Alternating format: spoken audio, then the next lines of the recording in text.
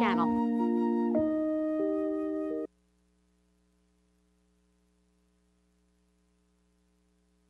This is a special meeting of the Los Angeles Board of Police Commissioners. Madam Secretary, please call the roll. Good evening. Let the record reflect Commissioners Johnson, Figueroa Villa, McLean Hill, and Goldsmith are present, and we have a quorum. Thank you. So first of all, I want to thank everyone for coming out tonight. It's great to see so many people here. I see a lot of Community Coalition t-shirts in the audience.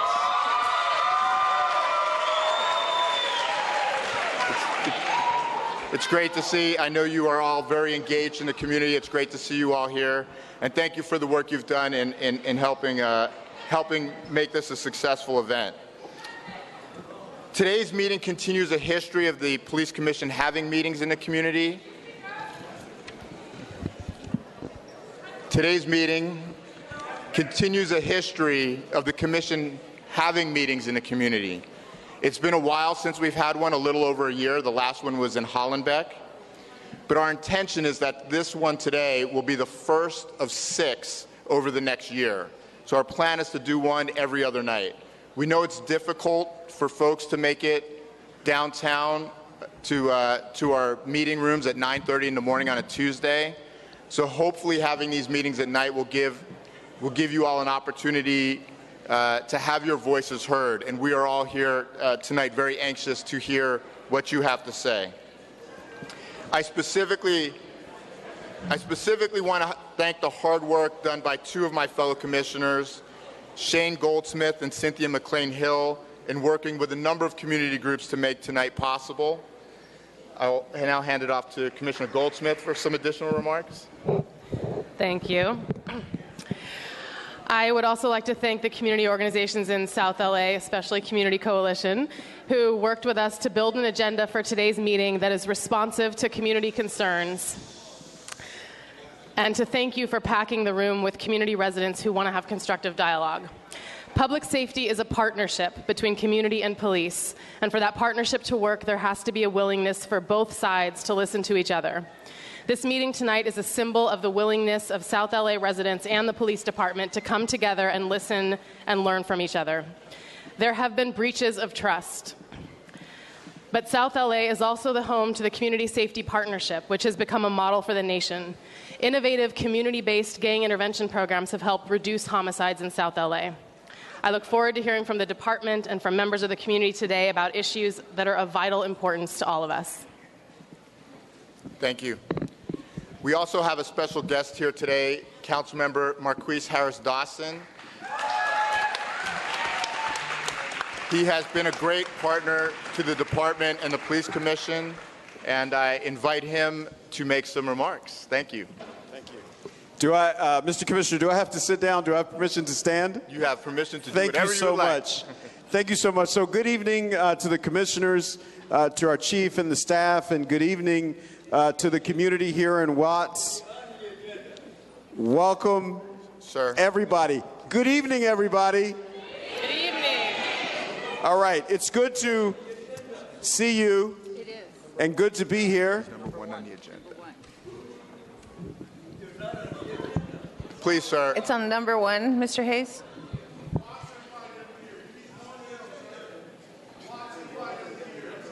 So, I want to begin by thanking our commissioners.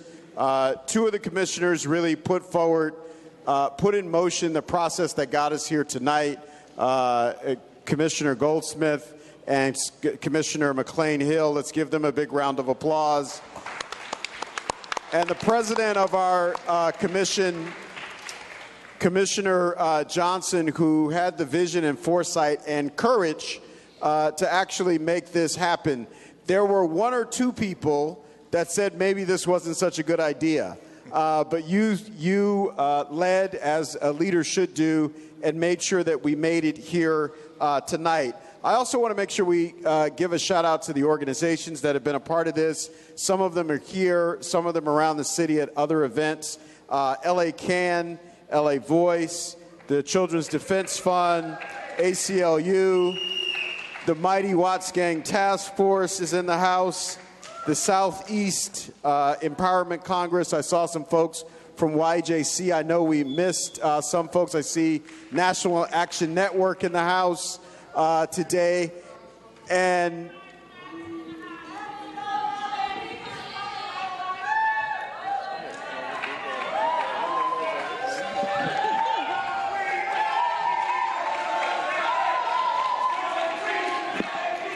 So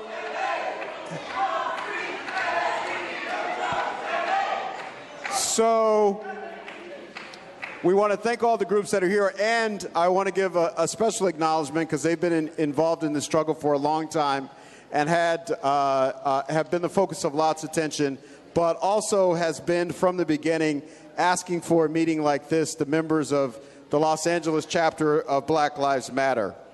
So we know that in order to have a community like ours where the government has the consent of the governed, that consent isn't something that you hand over once and you walk away and you say, well, you gave me your consent, I can do whatever I want to do whenever I want to do it. Consent is an ongoing relationship between the giver of consent and the receiver of consent. And the consent doesn't work if there is mistrust on either side of the equation. And we know that trust doesn't just happen. Mistrust doesn't just happen. It has to be built. And so in this city, in this community especially, we know that building trust is hard work. It starts with transparency and it starts with communication. And so tonight is a big down payment in a long process to build that. Is that all right? There's no way we build trust, there's no way we maintain trust if we cannot at least talk to each other. And so tonight we will begin that conversation or continue that conversation as it has been happening for many, many years. I know we're going to cover some very, very important topics. How are you, Dr. Crouch? I haven't seen you in a long time. It's good to see you. We're going to talk about some important issues, dealing with transparency, dealing with the border rights, dealing with de-escalation, which is a big and important issue to this community. But again, thank you one more time to our commissioners, to our chief, to the community, and to everybody who's joined us this evening for this important conversation. Thank you. Thank you for joining us tonight.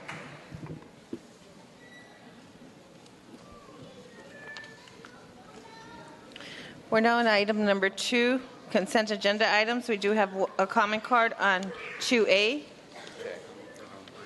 Oh, I'm sorry. There is one comment card on number 1. Mr. Hayes. Okay. Mr. Hayes? I believe yes.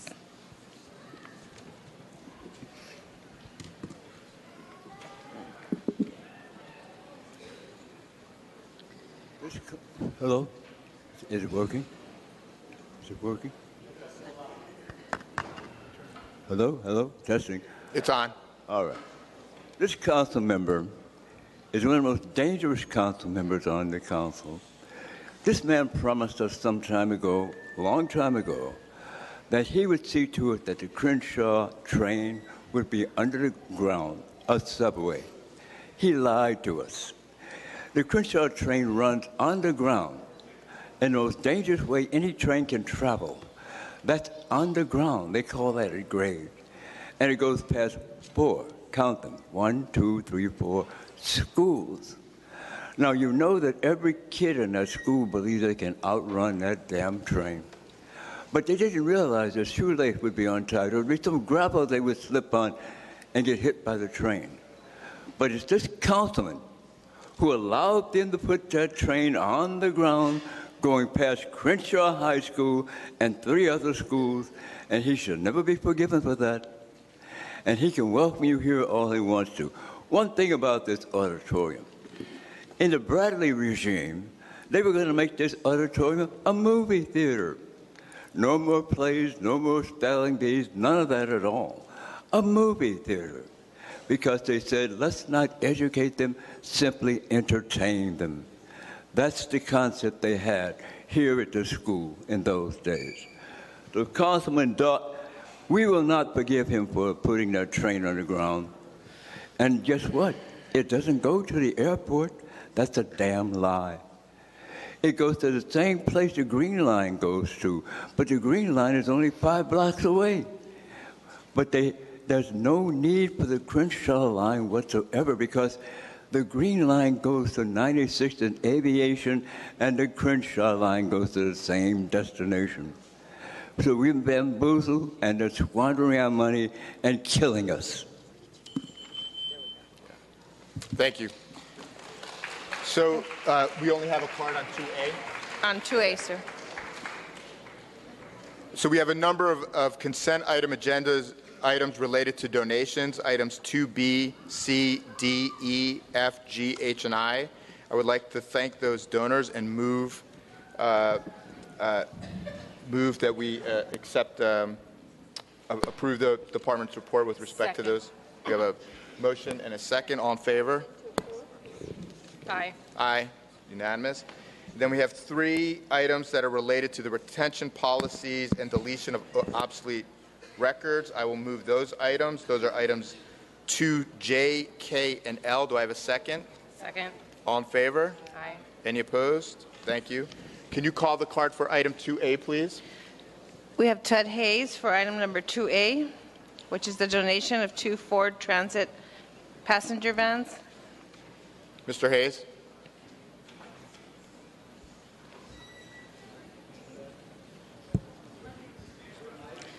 Item 2A, related to the donation of 2 Ford Transit vans.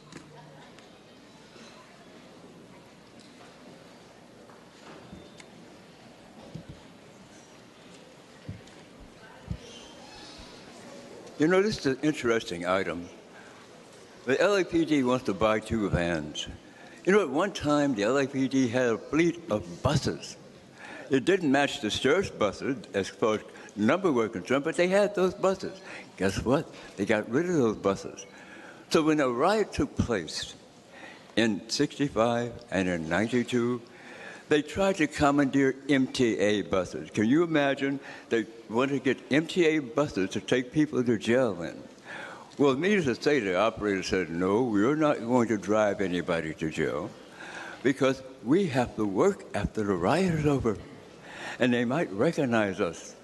And we won't have a gun or mace or anything like that to protect ourselves with. So they dropped that plan. So now the LAPD wants to buy vans for the Scouts.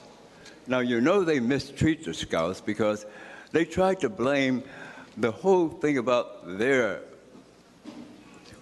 black and white cars being stolen on the kids.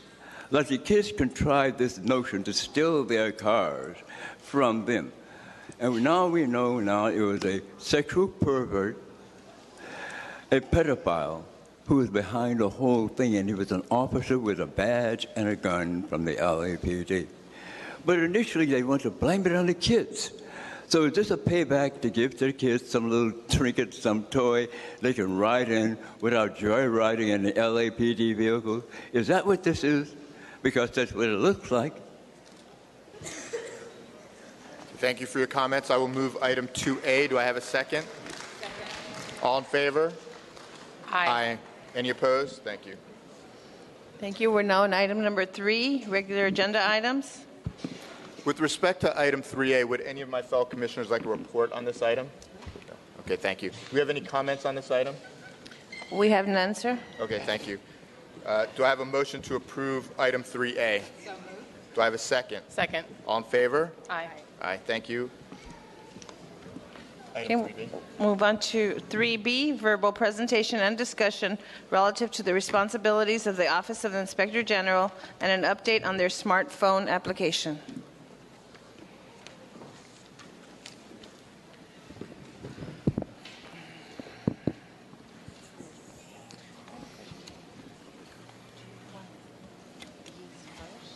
Good evening. Yeah, is this, Good evening.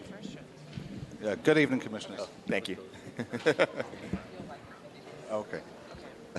And thank you for giving me the opportunity to talk a little this evening about the Office of the Inspector General. My name is Django Sibley. I'm currently serving as the Acting Inspector General. I've been with the office for about 13 years, and under normal circumstances, I'm an Assistant Inspector General for the office.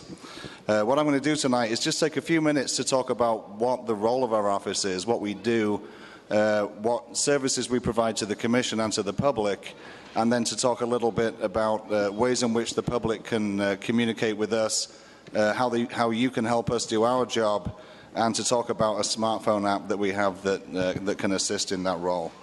So the Board of Police Commissioners, my bosses here to my left, they are essentially the Board of Directors for the Police Department, and it's the Police Commission that serves as the boss of the Chief of Police, Charlie Beck, sitting next to me here. And it's the Police Commission that the Inspector General reports to. One of the things that's very important to understand about our office is that we report directly to the Police Commission. So we're separate from the Chief of Police. We're independent from the Chief of Police, and we're able to then give the Commission information and advice that's independent from the information that the Commission is provided regularly by the Chief and by his staff. So the Inspector General can initiate any investigation that he or she sees fit, and can also work at the direction of the Board of Police Commissioners. And so very often we're given projects, we're given tasks by the Commission to look into various aspects of the Department's operations, but the Inspector General can also initiate investigations as well. And the Commission would only be able to stop an investigation by the Inspector General by a vote in public session, and in my experience that's never happened. So what does the Inspector General do? Who are we? We are an oversight entity for the Los Angeles Police Department. We inspect and we monitor and we investigate things that take place involving the Los Angeles Police Department. And we report the findings of our work to the Board of Police Commissioners and also to the public. We were created in the 1990s, in the mid-90s, following a report by the Christopher Commission, which was a body that was created after the Rodney King incident in 1991. And what the Christopher Commission found in carrying out its review of the Los Angeles Police Department was that the Board of Police Commissioners would benefit from having an independent investigative arm, a body that could give it information independently from the information it was provided by the police department. And to that end, the Inspector General was created. Although we were established in the mid-90s, the office became much stronger over the years, and in particular following the 2002 consent decree, which was an agreement between the federal government and the City of Los Angeles to improve the way that the police department operated. The Inspector General's office has 3 sections, and I'm just going to talk very briefly about what each of those sections is. The first section that I'm going to talk about is the use of force section, and that's the section that I'm the boss of in my normal role. The use of force section plays a very important role on behalf of the Board of Police Commissioners, on behalf of the public as well. We oversee every single investigation of a serious use of force by Los Angeles police officers. So, for instance, something like an officer-involved shooting or some other serious use of force that results in a serious injury to a person is going to result in a very significant investigation.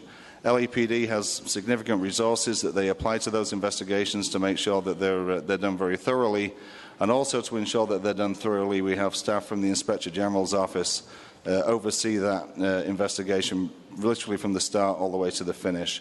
And that includes my staff responding out to the scene, monitoring the detectives throughout the work that they do on each investigation to make sure that it's done properly, that it's objective, that it's thorough, and so on.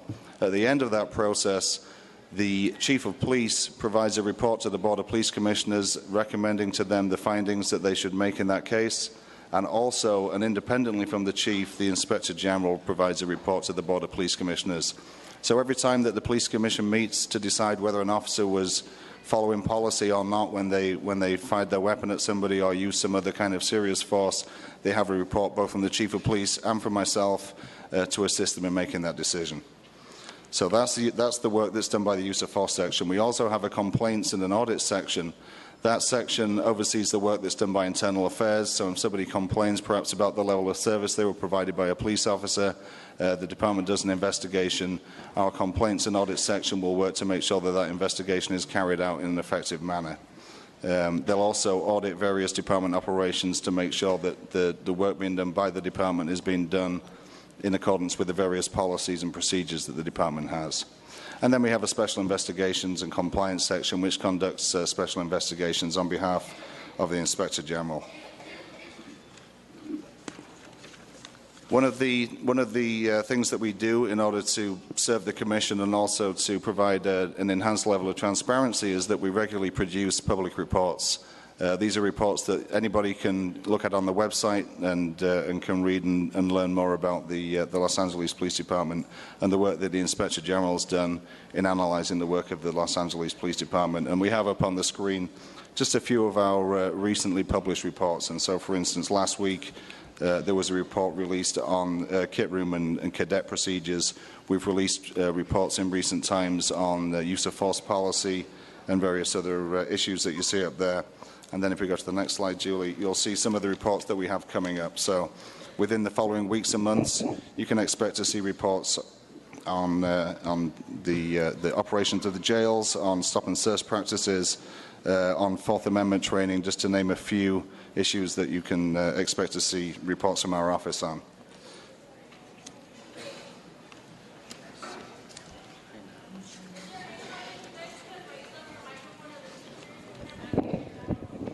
Okay, can you hear me? Okay, all right then. So, what I would like to talk about just very briefly now is an app that we've had developed for our office that we think has a lot of potential to assist us in learning from you, the public, and to make ourselves more accessible to you, the public. The app was designed with a number of purposes in mind, one of which, though, or a very important one of which, is to give the public a very easy way of contacting the Inspector General's office. You can contact us directly using the app or through a number of other points of contact that the app will lead you to. This has been done in order to make us more responsive to the community and to enhance our ability to perform our role at the Inspector General's office. What the app will provide you is information about the Inspector General's office. You can access all of the reports of from the Inspector General's office. You can contact us. You can follow us on social media. You can also access other city resources. So, for instance, it will tell you who your local council member is, where their office is. It will tell you how to contact your local police station. And it will also provide you with the opportunity to file a commendation or a complaint if you wish to comment on the level of service you received from a Los Angeles police officer. You can download the app to your phone, and we have flyers that we'll give out at the end that provide more detailed information, but you can go to the Google or the Apple App Store, search for the OIG City of Los Angeles, and that will give you the app. You can download that, and then you can have all of the information that's available through that app available to you on your phone. So, Commissioners, that concludes my brief presentation. The last slide that we'll leave up there has all of our contact information. You can visit us at our office. You can call us on the telephone. You can email us, and you can use the app to contact us at any time as well. So with that, if there's any areas of our office you'd like me to expand upon or any other comments, I'll be happy to do so. Thank you. That was a great presentation. I think the one thing I just want to really emphasize and drive home is that the IG's office, the Inspector General's office, is well resourced. How many employees are in the Inspector General's office? Is it 40? Currently have about 35 employees in the office. 35 employees. Yeah. And the Inspector General's office reports, again, directly to the Police Commission, not to the Police Department. Thank you. Do we have any comments on this item? We have two comment cards. We have Tut Hayes and Hamid Khan.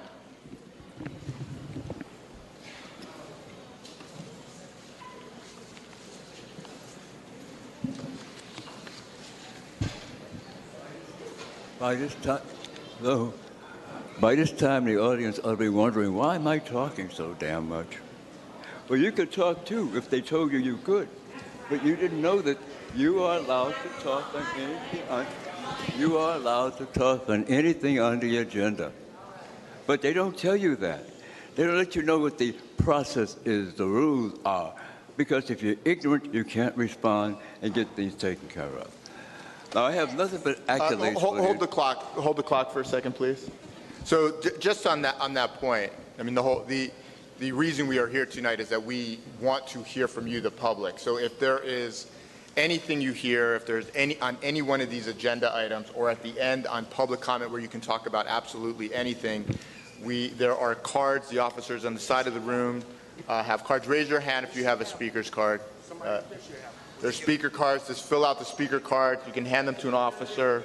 They will go to the secretary, and then we will call your name, and you will have an opportunity to speak on any item. Go ahead, Mr. Hayes. I have nothing but accolades for the Inspector General's office. That office is about the only thing in the LAPD that actually works. For instance, when I was locked up among the numerous times of being put behind bars, I noticed that they didn't have the proper sign that the state of California demands being in the jail. What it says is, you have a right to make 3 telephone calls, and the phone call you make to your lawyer, and they got 3 lawyers up here. The phone call you make for your lawyer cannot be monitored or eavesdropped or tapped. But the LAPD says, no, if you pick up the phone, you're giving us permission to eavesdrop, monitor, and tap. But guess what? The Inspector General's office got on that case and changed it.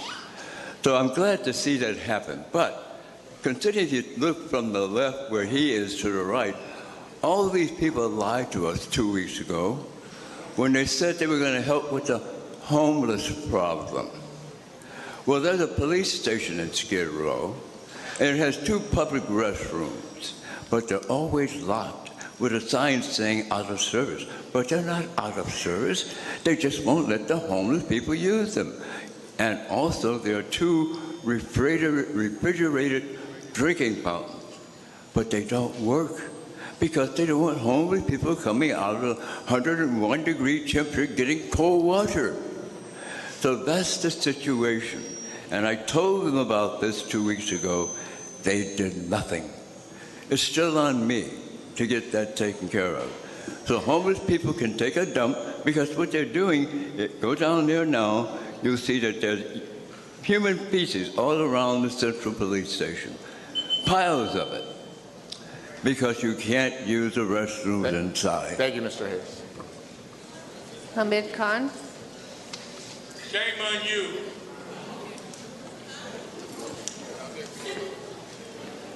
You have to put the item number you want to speak for.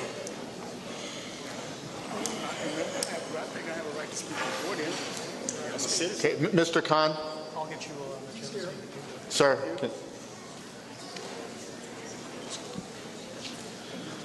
Okay, so a lot of this is show and tell, and it's fine on a PowerPoint. So let's talk about reality. Let's talk about what the Inspector General is doing and what the Commission does.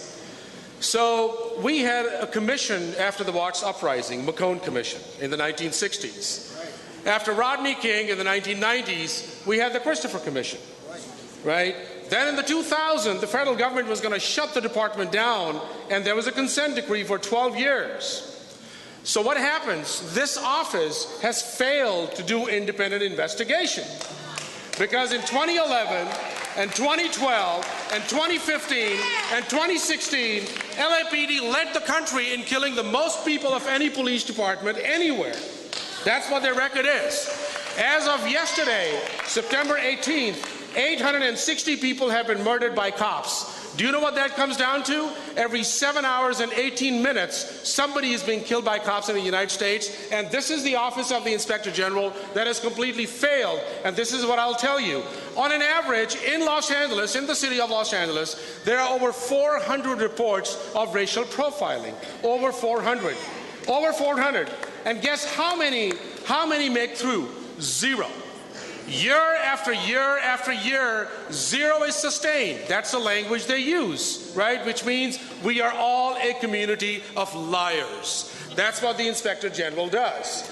There's a whole counterterrorism national security program called suspicious activity reporting, in that over 30% of these files were opened on black people in the city of Los Angeles. So in a city that has less than 9% black population, they're saying 30% of the people of the black community are potential terrorists. That's what they're talking about, that, right? Then let's talk about other pieces. We talk about this, what happened with the cadets.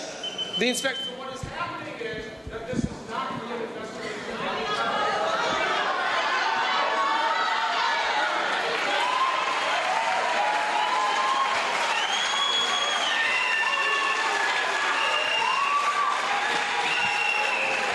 Thank you. We're now on item number 3C.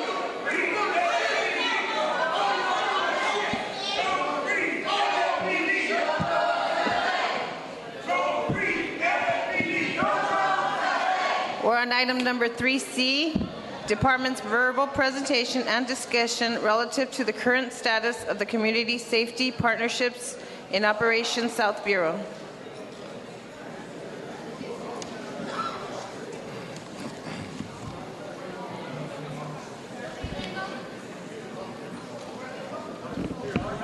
Good evening, Commissioners. Good evening. I'd like to start out by introducing myself. My name is Phil Tingerides, and I am the Commanding Officer of Operation South Bureau. I'd also like to invite all of the commanding officers from the South Bureau commands up front, so I can introduce them.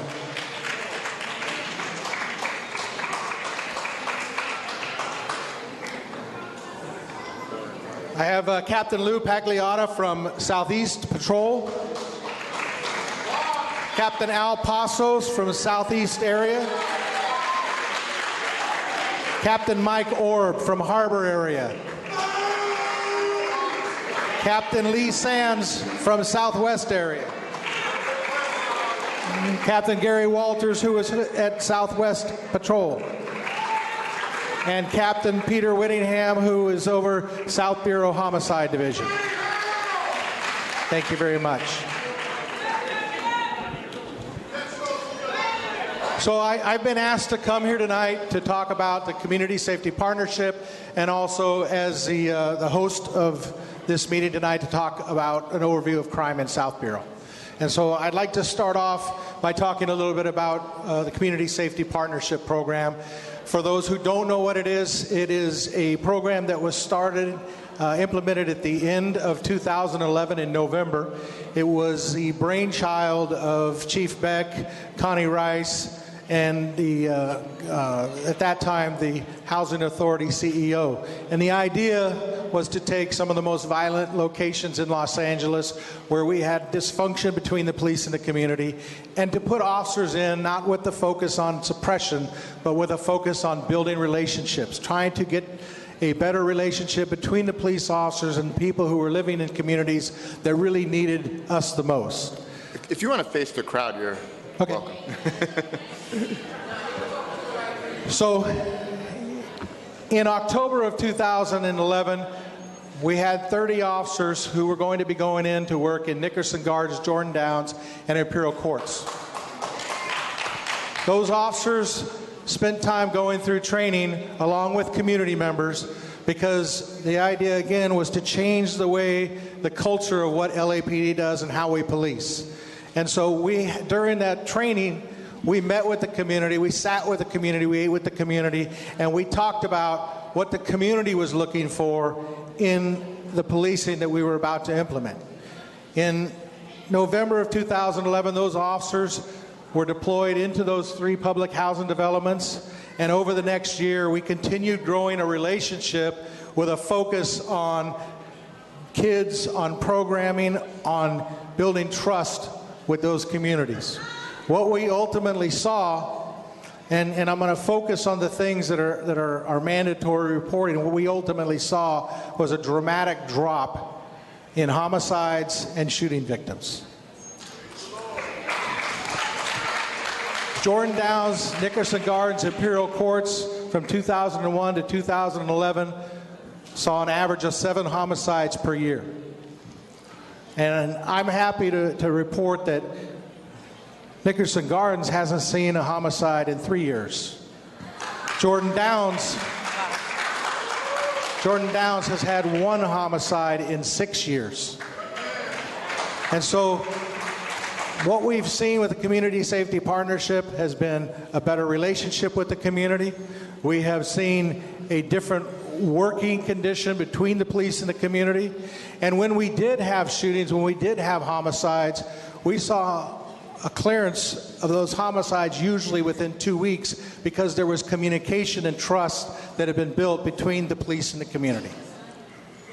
And so I'm gonna let Captain Passos from Southeast Division get up and talk a little bit about the Community Safety Partnership in Watts today, and also talk a little bit about his crime in Southeast. Then when I get it back, I want to talk about the future of the Community Safety Partnership in South Bureau, and also kind of an overview of the rest of South Bureau.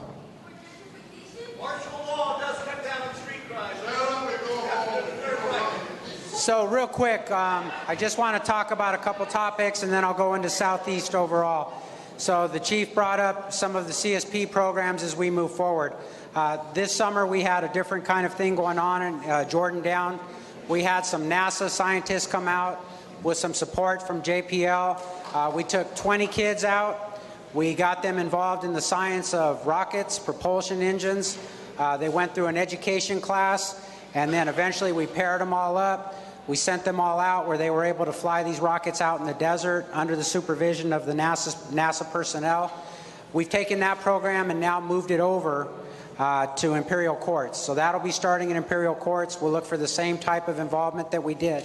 The biggest and most surprising piece for us is we had 20 kids, and when we loaded up to drive them out there, we had a bunch of moms and dads that also wanted to partake in the trip, which goes to say a long way for your involvement in interacting and engaging with the police department. And so, like I said, now that program has moved on, and now we're taking it to Imperial Courts. One of the newest things coming up is 109th Street Park. We are now in partnership with the Galaxy soccer team. We started this in Nickerson Gardens as kind of a Friday night soccer league, and now it's expanded. We have the Galaxy in support, and we're going to look at kids that are preteen to get them involved in this. Galaxy is agreeable. They're going to come and put a field in there so we can actually develop a league for soccer in the Watts community outside of what you guys see south here through AYSO. So those are all good things that we're continually working on. That goes beyond the Boys and Girls Club things, the Boys and Girls Club that are part of there, the Boy Scout troops that are going on. Operation Progress, as many of you have heard about, has put some students now into college, and they're excelling. So right now we're still continuing with these programs. Officers are mentors, community members are mentors, and we're going to move forward with that. I'll talk about our crime. And in the beginning of this year, we started out, as you can see, we started out with some high numbers in violence. With our overall aggravated robberies, ags and robberies together, we ended up with about 43% increase. And then when you take up the aggravated assaults and robberies together, with robberies alone, we ended up with 32% increase, and then 56, just shy of 57. As you see in the latter part of the year, that's kind of tapered off, and I'll get into what we believe is supporting that, and it's a good thing because it shows that we're building trust with the community and things that are going on. So as you see the latter part of the year, we shrunk down, and everything took a reduction, and robberies went down to just at 29%, and aggravated assaults just went under 20% at 1945. So part of the emphasis as we looked at that, in the beginning of the year, we did Hispanic forums. Go back one. In the beginning of the year, we did the Hispanic forums, and we noticed that in coming out that when we did these numbers, we ended up skyrocketing. And this was a connection with the community. The chief gave us a direction, go out and let the Hispanic community, everybody that's of immigrant descent, let them know that the police are not going to make arrests if you come and make a report to us. We're not going to be part of that. So we went to churches, we went to schools, we went to meetings just like this. We pushed that message out. And then shortly thereafter, we had this significant increase in our numbers. So now, as you look at where we're at today, it's trending down to where we're a little bit more. You got it. One more second here. There'll be plenty of time for every community member to speak on every item, I promise. Go one more. One more. So here's the interesting thing. As you look, and I hear what you're saying, and as you look at what this is important, as you look as we trend towards the end of the year, you see all those numbers now coming back. So you see now that overall Southeast, which is Watts is included, we went from this crazy percentage increase of 29% increase to 3.43. So that is a compliment to what we're seeing. One of the other biggest trends that we saw, and this is kind of what kind of caught us off guard and some of the things that we're implementing. We're talking to the city attorney. We've already had a dispute resolution process set up for the Watts Gang Task Force meetings, and they've already mitigated 19 cases that would have turned into victims of crime because folks just can't communicate with each other. They can't get along. So what was interesting is when we looked at everything, people that knew each other, out of 1,100 crimes that we had committed that were aggravated assaults. This is everything from brandishing a gun to going after your neighbor with a shovel to going after your brother with a bottle. Everything you could think of. 867 of those crimes were people who knew each other. That reflects 76%. That reflects 76% of all of our crimes reported. So with that, we're getting with the city attorney. We're trying to go through a process of having people going to jail and face court dates and arrest and prosecution. And we're going through this mediation process so we can have folks come together, mediate these issues, and then we can move forward in a more peaceful manner, bringing peace to the community, allowing that engagement with the community so they understand that we're not just there to take them to jail. We're there to mediate these things and come up with a resolution so these problems can come to a peaceful close. Thank you. Thank you. So I want to move back over to Community Safety Partnership because really what we're trying to do is create partnerships. And that's what we have in Watts right now. The police department is a very close partner to the vast majority of this community who wants to get out and work together with us to make it safer.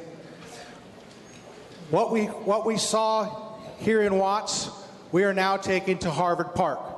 We're going to take the Community Safety Partnership policing concept to Harvard Park.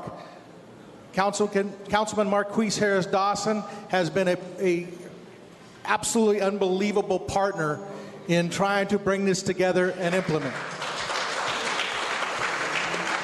Urban Peace has been spent about 3 or 4 months out in the community, interviewing the community, trying to get input from the community, and the councilman has been holding weekly meetings, being there every single week with the community, with the officers, so that we can all work together to bring in what the community is looking for. And we are hoping and we are expecting that we will build the same kind of relationships, but we're also expecting that we will see the same drop in violent crime, specifically in homicides and people shot in that community that we've seen in this community. Those officers went through training last week. They did the training with Urban Peace. They did the training with people from the community. And again, meeting with them and getting input from the community as to what they are looking for. And the direction that those officers have been given is, I am looking for you to go out and build relationships with people in the community to build the trust so that we can reduce the crime. I am looking for you to listen to the community, and when they tell you this is what we're looking for, don't say, well, this is what we're here to do. Work together with that community to give them what they're looking for. And that's been very successful in this community. I'm looking forward to doing that in the Harvard Park community in partnership with the councilman.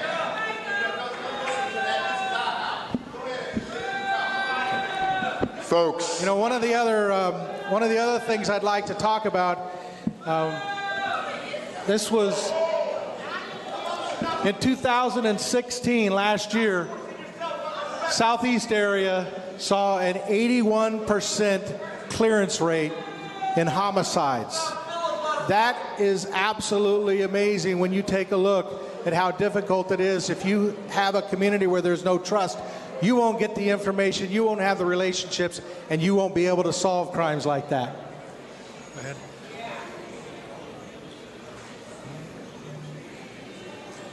So some of the things that we've implemented in South Bureau to try and focus on policing are laser zones, anchor points, Palantir, mission control, and a dashboard. Those mission control and dashboards are a way for us to look at crime patterns and see where the crime was occurring last year so that we can focus on putting resources in the right place. Because remember, part of what we're trying to do is not go out and be arbitrary in stops. We are trying to focus on the violence in the neighborhood and in the community so that we can drop that violent crime.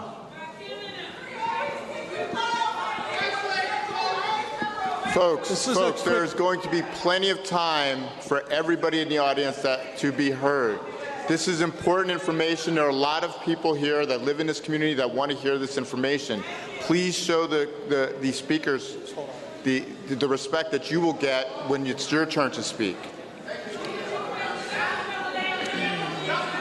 Can we please have quiet?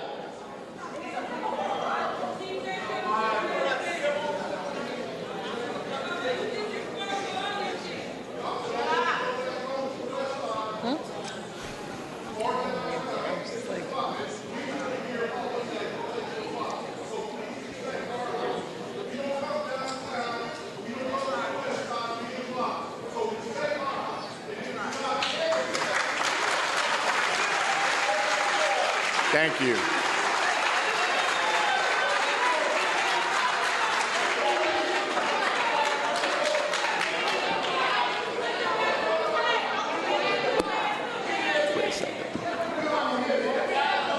So, excuse me. No. If we could let the chief finish, I think we will be able to deal with some of the issues that fall outside of the picture he's painting. So I don't think that there's any illusion in the room that there are things that are working, but there are things that aren't working. And so for those of you who want to bring that forward, we are interested, and frankly, I've got some questions about it too. It's just important that we let him finish his presentation so we have a basis to work from, if that's okay. Try. I'm going to go ahead and finish my presentation by talking real briefly about some of the activities that are going on. Some of the things that are going on in each of the divisions within Operation South Bureau. So in South Traffic Division, we have been focusing and working on the cruiser task forces. Those are the cruisers that come out.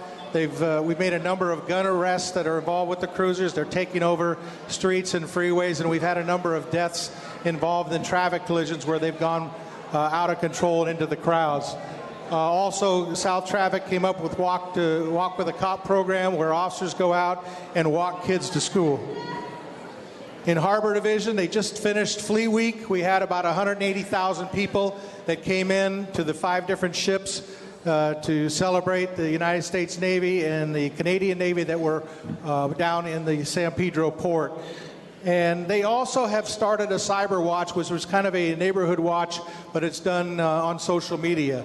And they recently, through very aggressive community-based policing and just caught a group of burglars that were down in the South Shores area that had committed quite a bit of crimes down in there. 77th Division, I already talked about Harvard Park CSP, which is coming to 77th, starting October 1st, they will be fully deployed.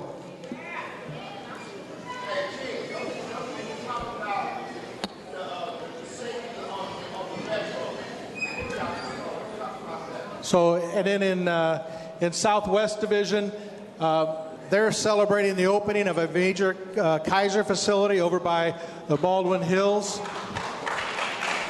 Taste of Soul is coming up on October 21st.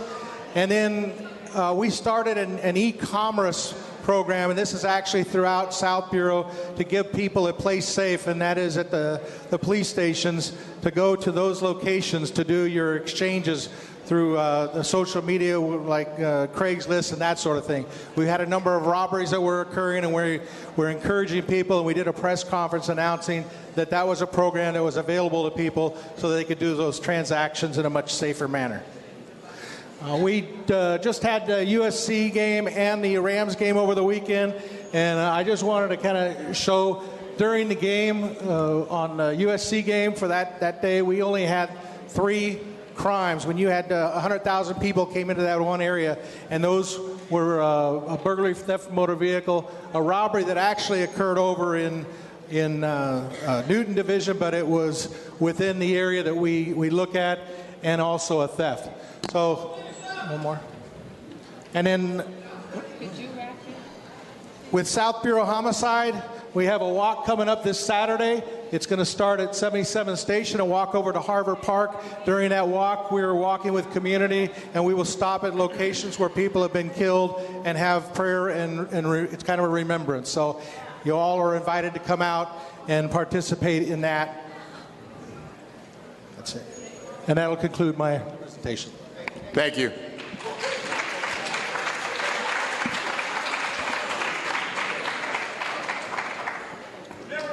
So we have, I think we combined 2 items here, items 3C and 3D. So if an individual submitted a card on both items, they can have 4 minutes. If they submitted a card on one of the 2 items, they can have 1 minute, 2 minutes rather. I can call by item also if you'd like. Okay. I have 5 cards for 3C. We'll begin with Max Shorty, Mariela Saba, Dr. Cynthia Mendenhall.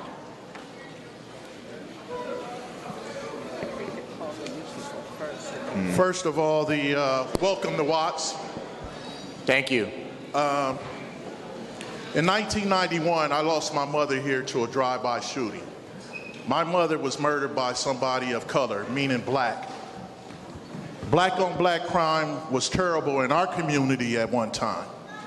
I don't know where the rest of y'all live, but today we're here to focus on my community. Do I miss my mother? Yes, I do. Does that give me the right to want to go out and kill someone else? No, it doesn't. My mother didn't raise us like that. My mother had 4 sons. She was 55 years old, standing in front of her house, watering her yard. Now, everybody in here is so angry, I have a right to be more angry than anybody in this damn room. And all I ask is that these people are here to present, and that we should respect them. You know, because my mother gave up her life for this community. And no, I did not move out, and no, I don't have intentions on moving out. I have intentions on improving our community. Thank you. Thank you. Mariela Saba. Oh, no.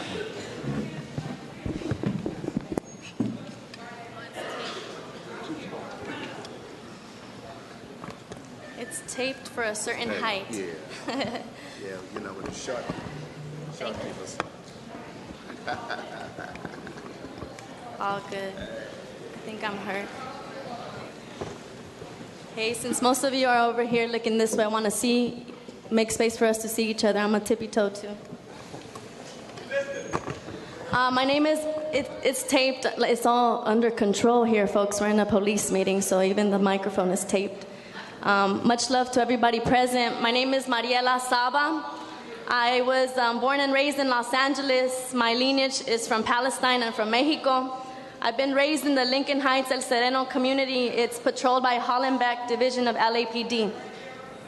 I've been blessed in the last couple of years to come out to Watts more through my work at the Los Angeles Community Action Network. I am a co-founder of Stop LAPD Spying Coalition. I co-founded it when I was directing a children's program in the Westlake MacArthur area, working with Central American refugees and families who have gone through a lot of violence like all of our communities.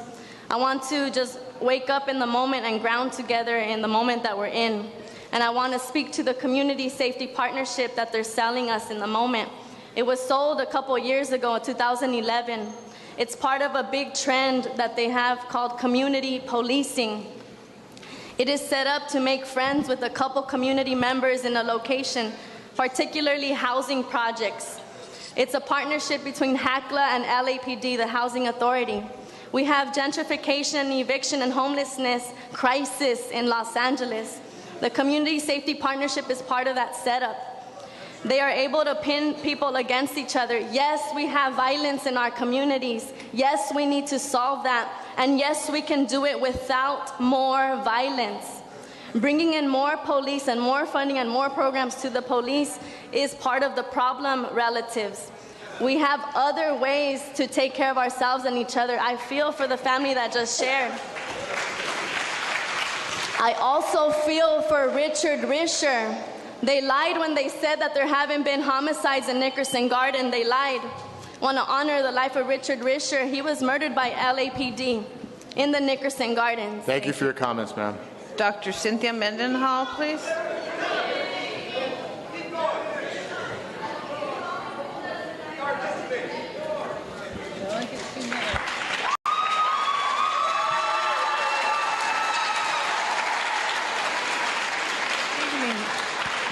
Good evening. Good evening. I would like to say thank you for coming to our Watts community. But first of all, I'd like to say for all the people that don't live here, you have not walked my shoes. So I dare you come to my city and disrespect me. I can speak. I can speak. I lost 2 kids in 60 days. So you can see me outside. LAPD killed my daughter's father in 1997. But I didn't go on angry. I didn't get angry. I got even. I brought programs. I say it's a problem. What is the problem with our community? It's because all we doing is complaining. Where is the solutions? What are we gonna do? I lost 2 kids in 60 days. You don't see me angry at you. I got in touch with the chief. And I told you what I wanted. And I told you what our community needed. And you brought it. You brought it. Out of the anger, out of a murder. They murdered, I said, my daughter's father. And I dare anybody come here and protest against something that we trying until we stand up as a people. We the problem, not you up there. We control the money. We the ones pay the tax.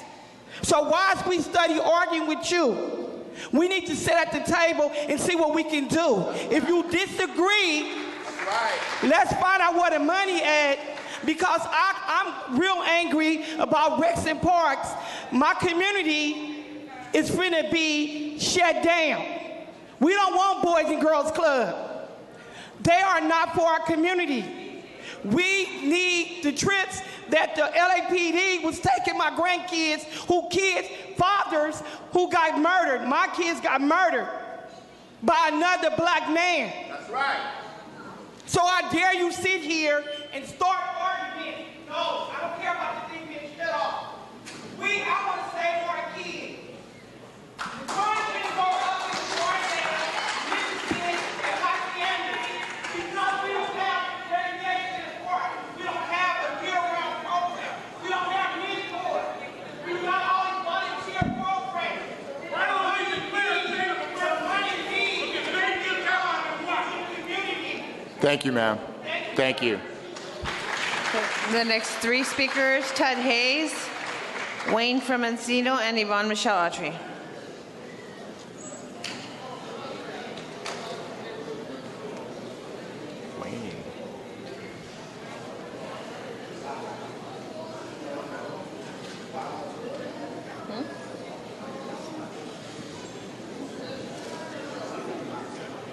There are groups that deal with the problems that this lady was concerned about.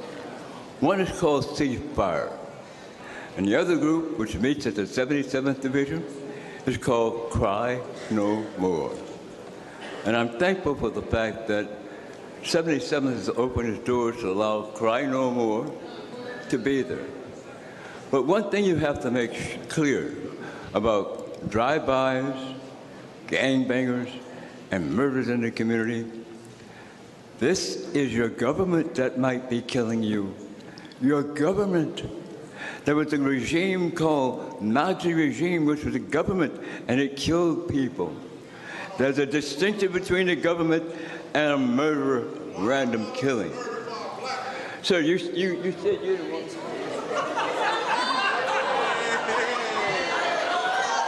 Okay, Mr. Hayes. Reclaiming his time. Now that we've got things settled down, let me continue on. So the chief does the same thing that South Bureau did also. Got murders, homicides, rapes, burglaries, those kind of things. But they never show how many cases they solved. How many persons of interest, suspect in a homicide do you have? We need to know those kind of numbers. They have not solved my son's murder. I lost 2 kids in 60 days. You don't know how I feel. Are you going to keep interrupting me? Are you really?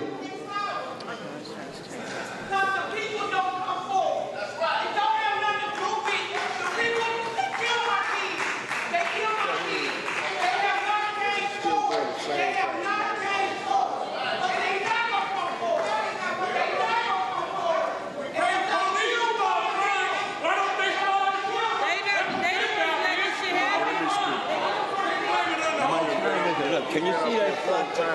So what? So what? So what?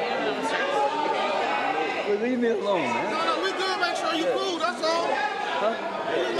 Hello.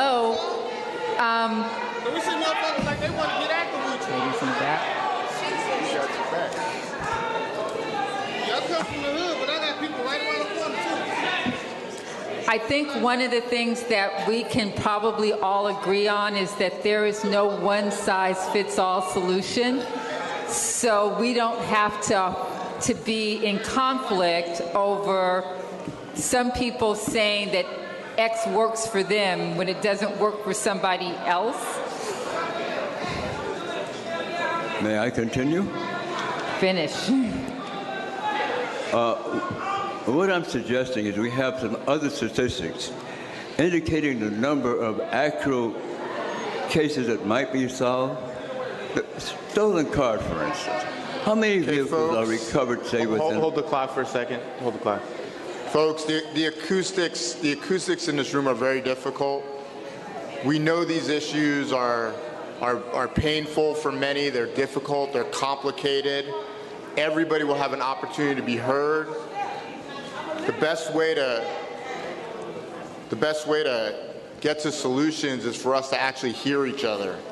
So if you have something to say, please submit a card, and please give every speaker just the respect of just hearing what they have to say. You don't have to agree with it. If you disagree with it, submit your card and disagree with it. But let's give every speaker the respect of hearing what they have to say. Okay, thank you, Mr. Hayes. Can you please continue? For instance, stolen cars. Why not indicate how many cars are recovered by the LAPD, say within 10 days' time? Those kind of statistics are important because the other stuff is simply scare tactics. We need to know how efficient LAPD is in dealing with crime. Thank you, Mr. Hayes. We have Wayne from Encino, followed by Yvonne Michelle Autry. Yes, greetings to all the people that have lost loved ones. In order to understand a tree, you have to understand the roots. Let's look at the Los Angeles Police Department over a history of time. Los Angeles Police Department has always been political police. They have destroyed political organizations like the Black Panther Party. The Black Panther Party was out there solving community issues. When there were issues in the community, the Black Panther Party would stop those issues from happening. The Black Panther Party had a free breakfast program. The Black Panther Party had a free clinic. The Los Angeles Police Department destroyed that organization in collusion with the FBI. The Los Angeles Police Department attacked the Black Panther Party December 8, 1969, and tried to kill 13 people. Those 13 people defended themselves. Their criminal conspiracy squad, their intelligence divisions have always perpetrated crime in the community. These crimes wouldn't have proliferated if the Los Angeles Police Department and the Sheriff's Department wouldn't have destroyed these organizations. I am telling you, this not be something I read, that's something I live. I live in this community. I went to this school. I went to Jordan High School. You feel me? So these people up here, these statues up here, they know the story. These statues know, well, we got to have better training. We have to have more relations. I've been hearing that for the last 40 or 50 years. They are killers. The European organized Los Angeles Police Department are killers. They're playing these pacification games with us, coming out here. Will we see them again? No, we have to police our own communities, and I hate to use the word police. One more thing I'd like to say before they cut the mic out. The founder of the Black Panther Party in Los Angeles, in collusion with the FBI, the Los Angeles Police Department was part and parcel of his assassination along with John Huggins. So they have been playing games, people, for the last 50, 60, 70 years. They're political police. They're probably putting files on all of you right now. They are more concerned about putting intelligence files on you than anything else. All power to the people. The next speaker is Wayne from Encino. Excuse me, ma'am, can you please state your name? My name is Donicia. I'm also with the Black Panther Party, the LA Riders, but now we calling ourselves Africa Town Coalition, because what we doing in this community, we running the police away. We don't need y'all no more. We police our own community. We, like the brother said before, we feed our people Sundays, Tuesdays. We out here shutting down liquor stores. We don't want all that everywhere. This is what we working on. But then I want to piggyback off this sister that was trying to get a pity patty. I'm so sorry, I'm outspoken, so take it how you want to. But how she gonna sit up here and try to take it out on the black community? I done watched my brother get murdered. He was not a gangbanger. I had to bury my oldest brother recently. My husband 4 years ago got killed in this community. Not a damn cop did anything about it. My best friend, I seen him get shot down by LAPD right across the tracks. And I'm tired of it my damn self, so I don't need y'all in my life. And I'm just here standing with my comrades to tell y'all a little bit about more of what we doing. When you see us, don't feel harm of us. Feel more protected.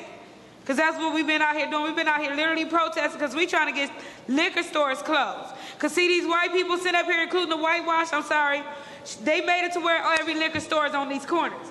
Why are they here? For a reason. To keep us drunk, to keep us high, to keep us hanging out. And we don't know that, we don't know nothing. So that's giving them a chance to keep coming in and killing our black men, killing our black women, killing our black mothers. And it's got to stop somewhere, community. It has to stop somewhere, community. I'm only 30 years old, but I got something to fight for. I got 2 little girls. 30 years old. Yeah, I was bad too. Been in prison, every damn thing you want to call it. But I got a strong grandmother that has stood my ground with me. And then I got my brothers and sisters that's fighting with me and not against me. Yeah, we can cease this black crime. We just got to teach our kids. Like the white man said, from cradle to grave, when they come home from school, we got to sit them down and start sitting and talking to them. We got to tell them what it really is. It ain't about this damn street because you grew up here. I grew up here. It ain't about this damn street that I grew up on. It's about the color of your skin, the melanin in your blood. Black power. Black power. Okay, I only have 2 more cards on item C. I have Wayne from Encino and Yvonne Michelle Autry. If you would like to speak, submit a card, please. It's an open mic. So, where's the great Steve Soboroff? Where's he at here? Steve! So you didn't show up? Okay, I don't see you, Mr. Soboroff. So, these wonderful people and the detectives, they have a thing called the Threat Management Unit, TMU. And they use that against political opponents. And they get a whole bunch of restraining orders and stupid shit like that and manufacture arrests. Political arm of the police. When's the next meeting you're going to have here? 2028? I think 2028, you know, a bunch of posers up here. That's what you are. You people, you're lower than scum. Retire. Fire the police chief.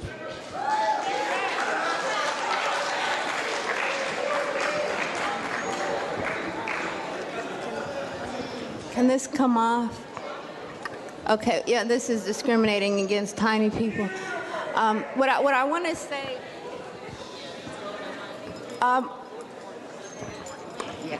okay, relative to what the mother was saying about the ritual sacrifice of black women, for those of us that have lived to tell, with the sex slavery, human sex trafficking, for the oath-taking police officers and members of the community who are murdering black women.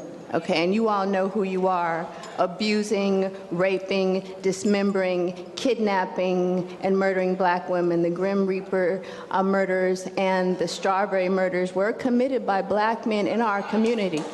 And the police knew about it. And they said that no human was involved in each of those cases. So that's out in the open for you all that know, and for the police officers that knew about that, and who congratulated the man that they accused. There are many. I'm still stalked and harassed, unfortunately, by some of my own oath-taking Masonic and other men, and the police do nothing. I have a neighbor right now that's harassing me. So in maintenance of this status quo, maybe that gives some closure to that mother. But now back to the police. What I wanted to say, in circulating these false petitions, turning my neighbors against me simply because I am an advocate in the community, trying to speak for people that have no voice, that are slated for extermination in this Holocaust of our people, exposing this. We do not want drones. We do not want facial recognition. When I walk into Walgreens and they accuse me of being a thief and have, circulated these lies to justify, okay, the harassments, discrimination, and eventual murders, okay, and hiring people towards its end. Hiring people in my community to falsely accuse me, provoke me, and then if I go to the police and I'm falsely accused as the victim, this will stop in the incrimination of community activists, organizers, and advocates to keep our people alive. And yes, we do have a role to play in this. Okay, if you know anything about the timing, we're in the end time. As God's chosen people, some of them among us, we have an opportunity and a birthright to turn back to God, because only God is greater than any satanic force. Thank you for your comments, Next ma'am. speaker is Mr. Wilkerson. Thank you for your comments, ma'am.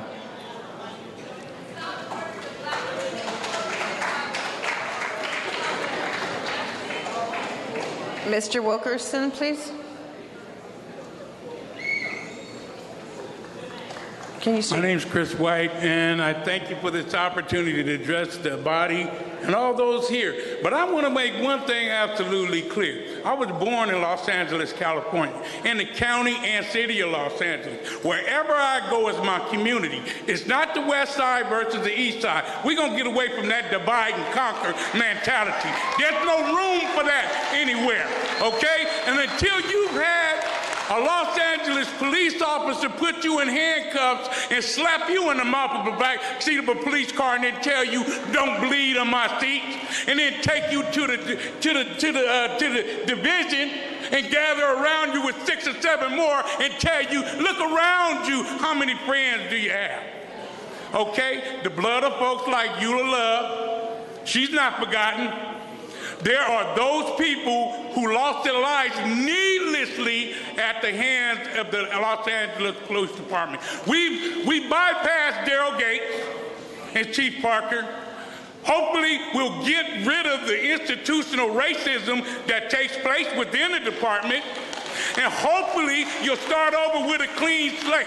You owe it to the people and the taxpayers of the city of Los Angeles to protect and to serve, and not to just serve yourself by sitting up here committing what you call street justice by gunning down folks, shooting them in the back, and doing all the other nefarious things that you do.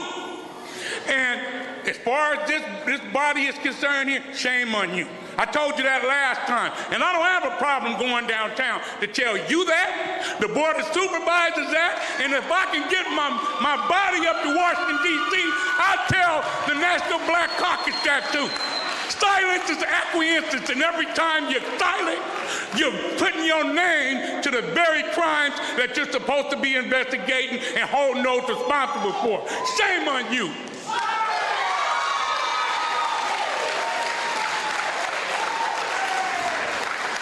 Can you please state your name, sir? My name is Zachary Hughes. Born and raised in Los Angeles. I'm a student planning to attend to Cal State Los Angeles. I love this city. It's a great city. From what I've seen sitting in this meeting, I've seen it's a multiplicity of groups of people that have reasons to hate the Los Angeles Police Department that we have, and there's people that find great reasons for them to be in the community. And I keep seeing common things where we're constantly invoking ourselves emotionally to find chaos within ourselves.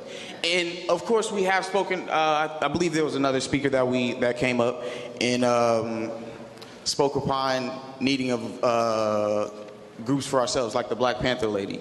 Yeah, she said, I think it's necessary. The Black Panther Party, understood. What is all right.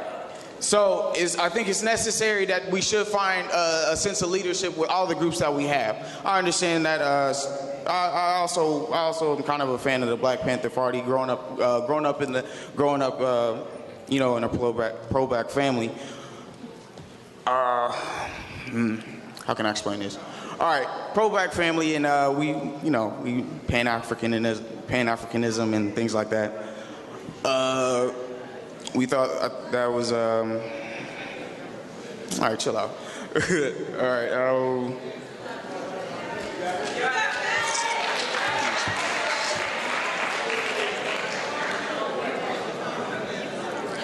What I'm trying to say is I respect the Los Angeles Police Department, and I think the citizens of Los Angeles should also. I also believe that we should also respect the many councils that we make for ourselves as a community, that we want to outreach to the youth that has seen multiple terrors within our community. Be it, you mind if I still keep going? Or do I? All right. Thank you, sir. Mr. Wilkerson, please. Thank you for coming down here tonight. How you doing? Is it on? My name is Mr. Keith Wilkerson, ex-neighborhood council, 2 terms, area representative for the Nicholson Garden Housing Development. I done spoke to Chief Charlie Beck, I done spoke to Captain Tringa Reed, and one of the issues that I have in my community is that 35 years ago, my mother went to the Housing Authority and said she had 7 kids, and she said she needed a place to stay, not knowing that they moved her into Nicholson Garden Housing Development. It was 97% conviction rate. And here it is today that there's more money being spent towards the communities not getting together towards the police program.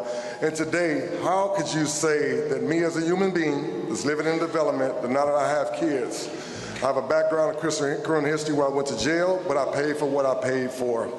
It's not my fault that I live in a community where the circumstances fall on the negative, but I'm considered to be just like the rest of them of growing up. And I feel that that's irresponsible for the police department and the representatives of the community, because how you can expect somebody to grow as a parent when they have kids? Well, my community today, the gym is closed. The kids don't have any activities. In order for you to enroll in any educational or recreation program, you'd have to be through the police program.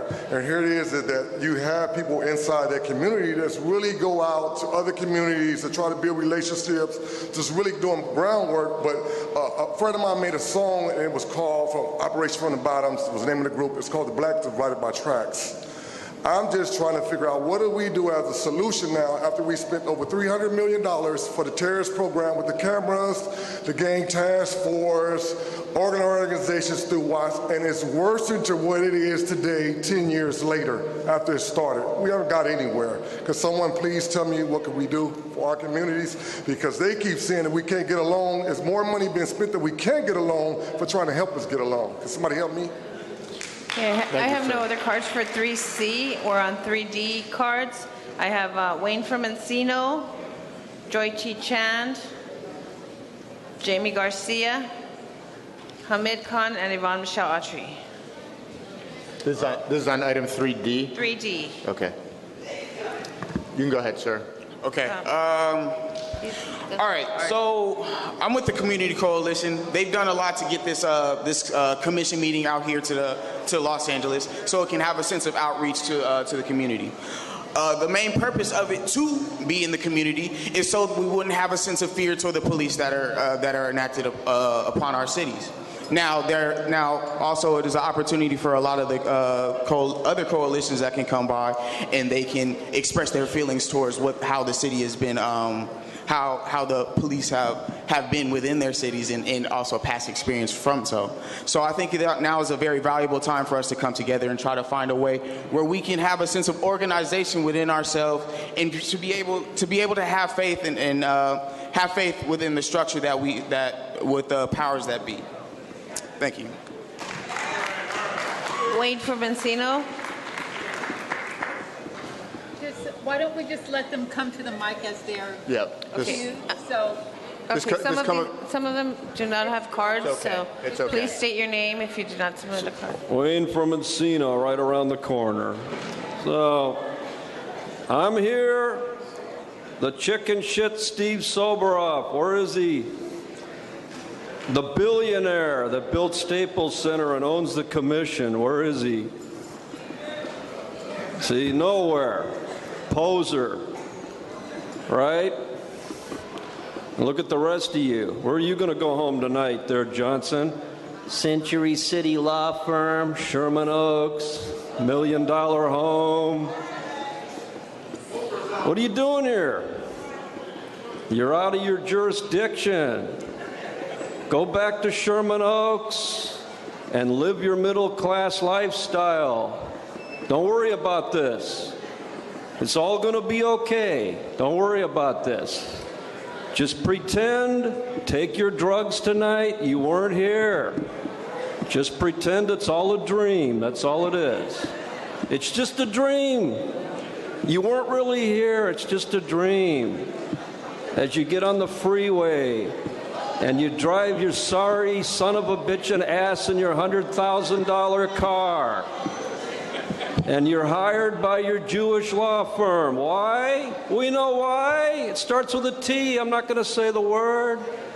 You know what it is. You know why you got hired for that Century City law firm? You remember when Black Lives Matter went up the elevator looking for you, Johnson? You got a restraining order for 3 years against Black Lives Matters. What a scumbag. A fucking restraining order against a civil rights activist group. Scumbag. You are just the worst. So go home to your middle-class family. You don't belong here. Get the fuck out.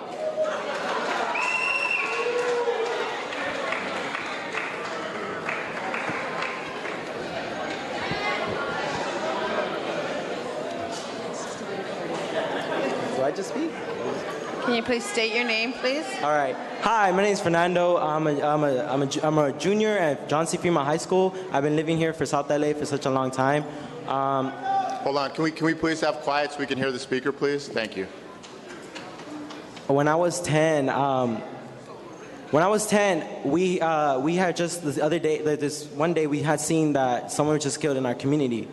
The next day, my mom was driving, and we were in the car, and she was talking about how she felt about what happened. And when the police came, the sirens, just the sirens, froze her.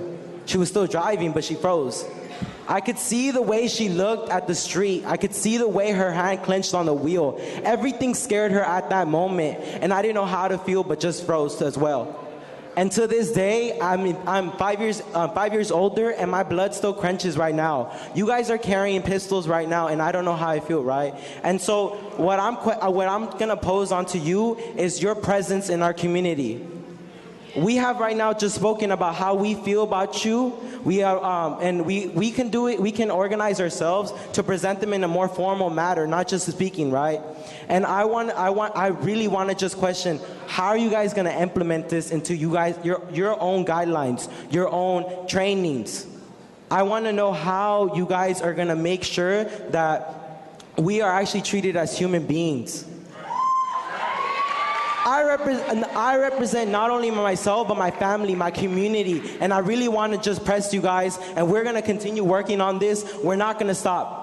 We have collected polls. We are organizing in high school. We are organizing our community. This isn't going to stop. You guys can say that this was a fail, but I see this as an actual improvement. We have understood ourselves, and we are understanding of where we're standing, and just right now I want to pose this as to you. What are you going to do after this? Thank you. Thank you.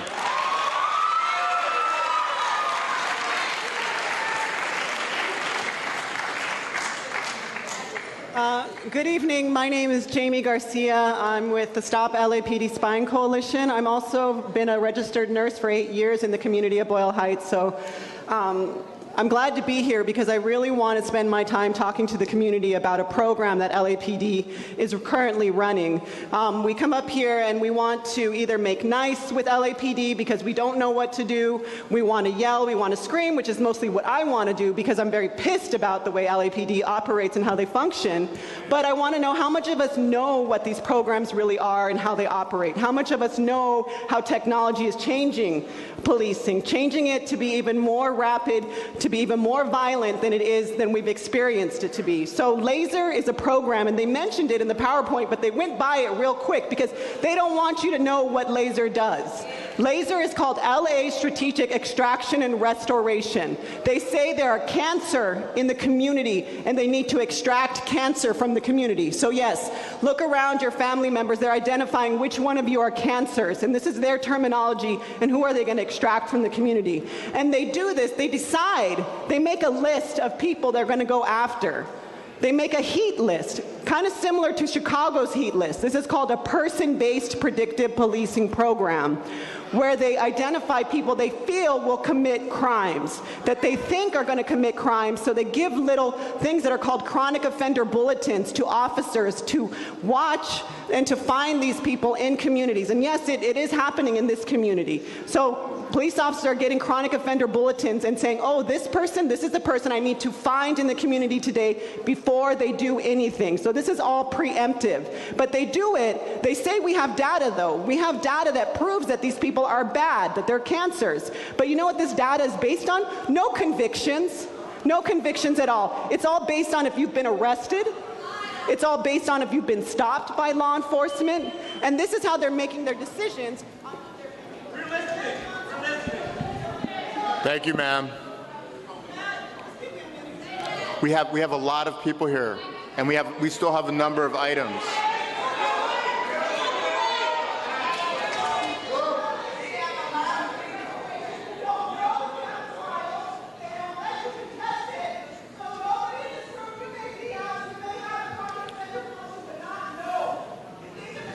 Ms. Garcia, we have a lot of people. We still have a lot of items to get through.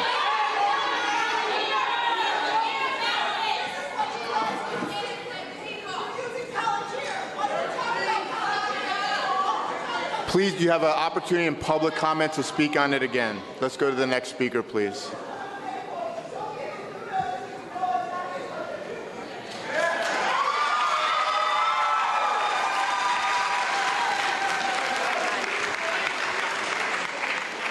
We really don't.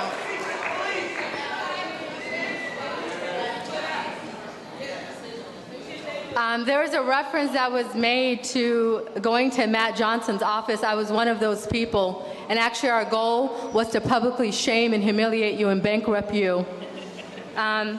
Each of you, and I've said this before, there's actually a report with Amnesty International.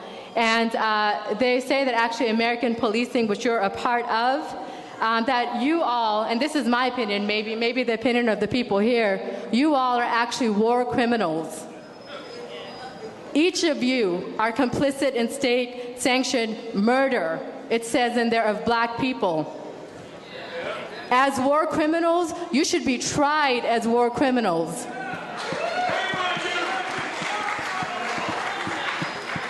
War criminals sit silently and watch the murder of innocent people, of children. Jesse Romero was 14. Jesse Romero was 14. Pedro Echeverria, who you tried to murder, he just turned 18. He just graduated high school. I don't care all of the division, this and that. The fact still is, you all are leading the most murderous police department in this country. You all are war criminals. And Cynthia, we had some hope for you. And you're still sitting here with these people. Shane, Liberty Hill, shame on you, Shane. Shame on you. LAPD, March 2nd, LAPD did a raid in the Baldwin Village. They picked up 14 people. 4 senior citizens. Thank you, ma'am. My baby was 79 years old. Kenneth Harrison was 61 years old. Ma'am, thank you. There's 8 people behind you, and we have 4 more items on the agenda. I don't have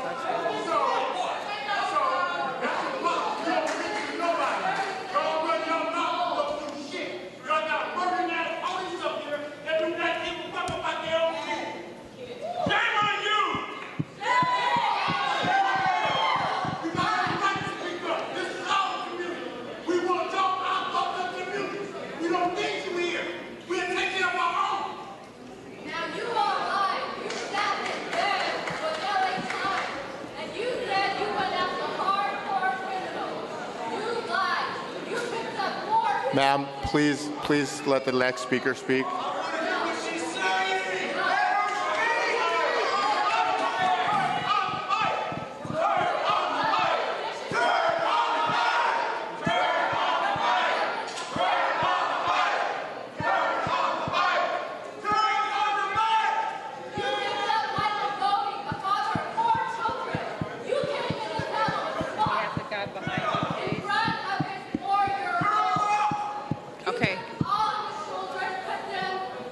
Ma'am, please. You'll have another chance, but there's a man behind you that gets to speak too.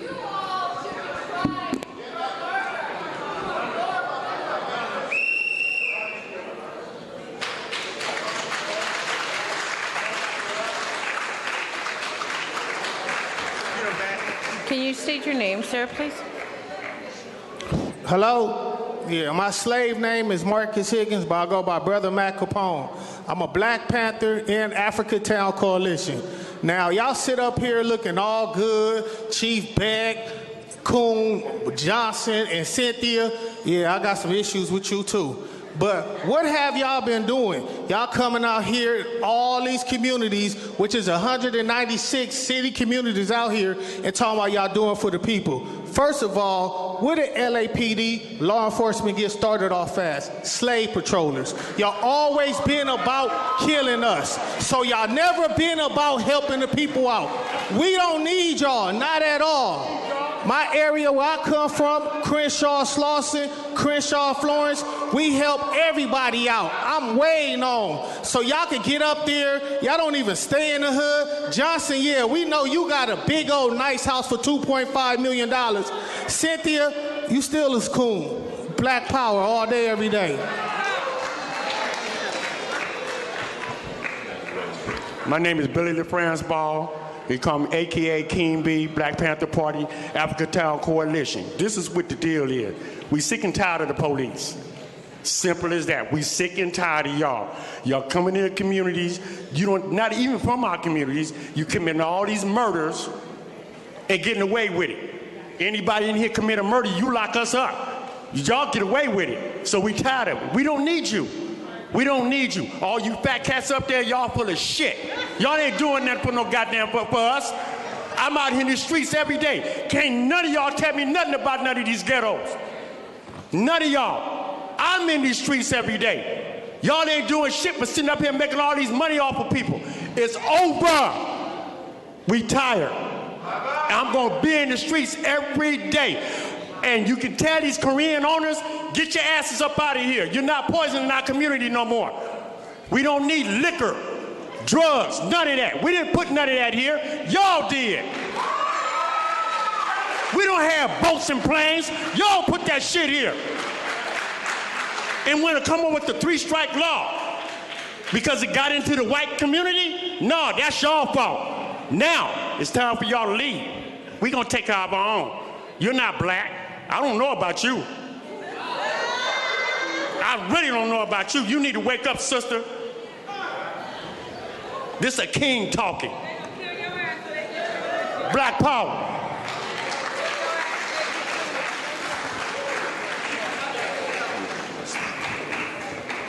From Dr. Perry Crouch. Hey man, my sweat equity been in these streets. And anybody that knows me know that I be about the business of uplifting my community. Have there been a lot of problems in Watts? Yes.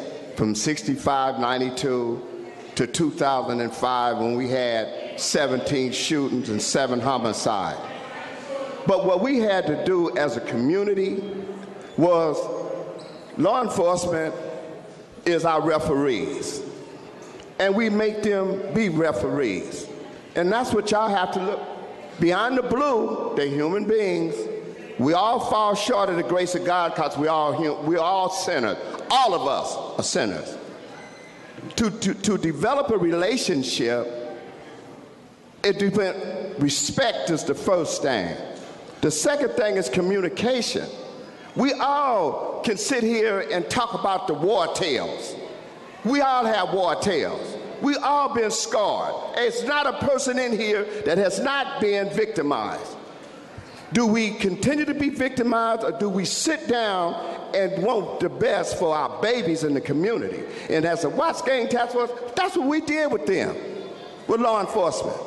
We sit down with them and sit down as human beings and talked about the problems, and we work every single day. So they're not jumping out and busting us upside our head, not in Watts, they're not doing that. So what I'm saying is develop the relationship. They human beings, talk to them. And stop, disrespecting and calling them all out their name. Because if they call y'all out y'all names, y'all want to fight. They're human beings. Thank you.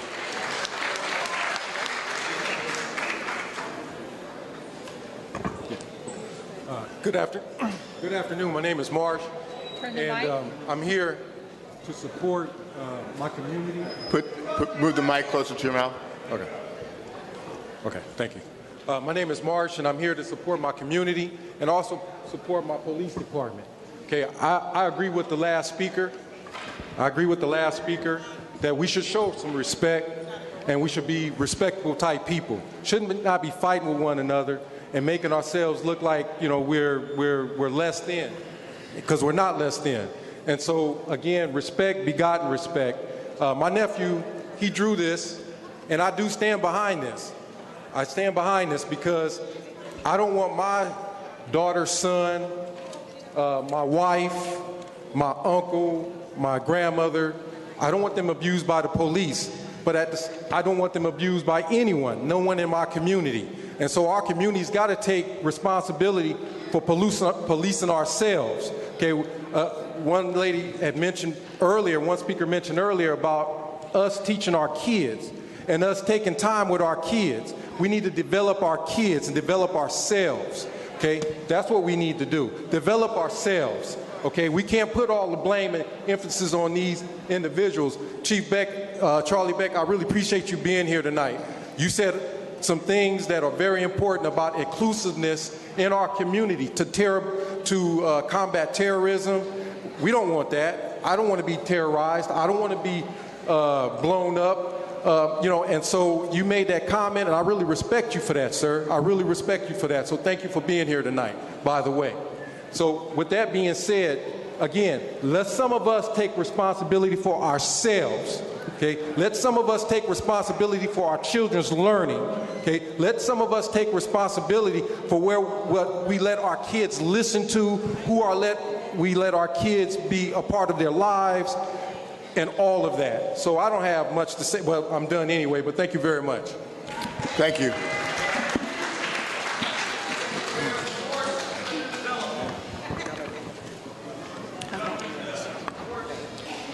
My name is Edna Chavez. I'm 17 years old and I attend Mayor's High School.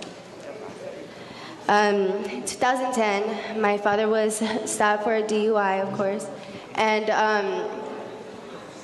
though he was cooperating with LAPD, the police took it upon themselves to drag my father out his truck, even when he had his hands up, even when he threw his car keys to show that the truck was off and that he was cooperating. They took it upon themselves to drag my father, tase him, and about 6 officers attacked him to the point where he had a concussion.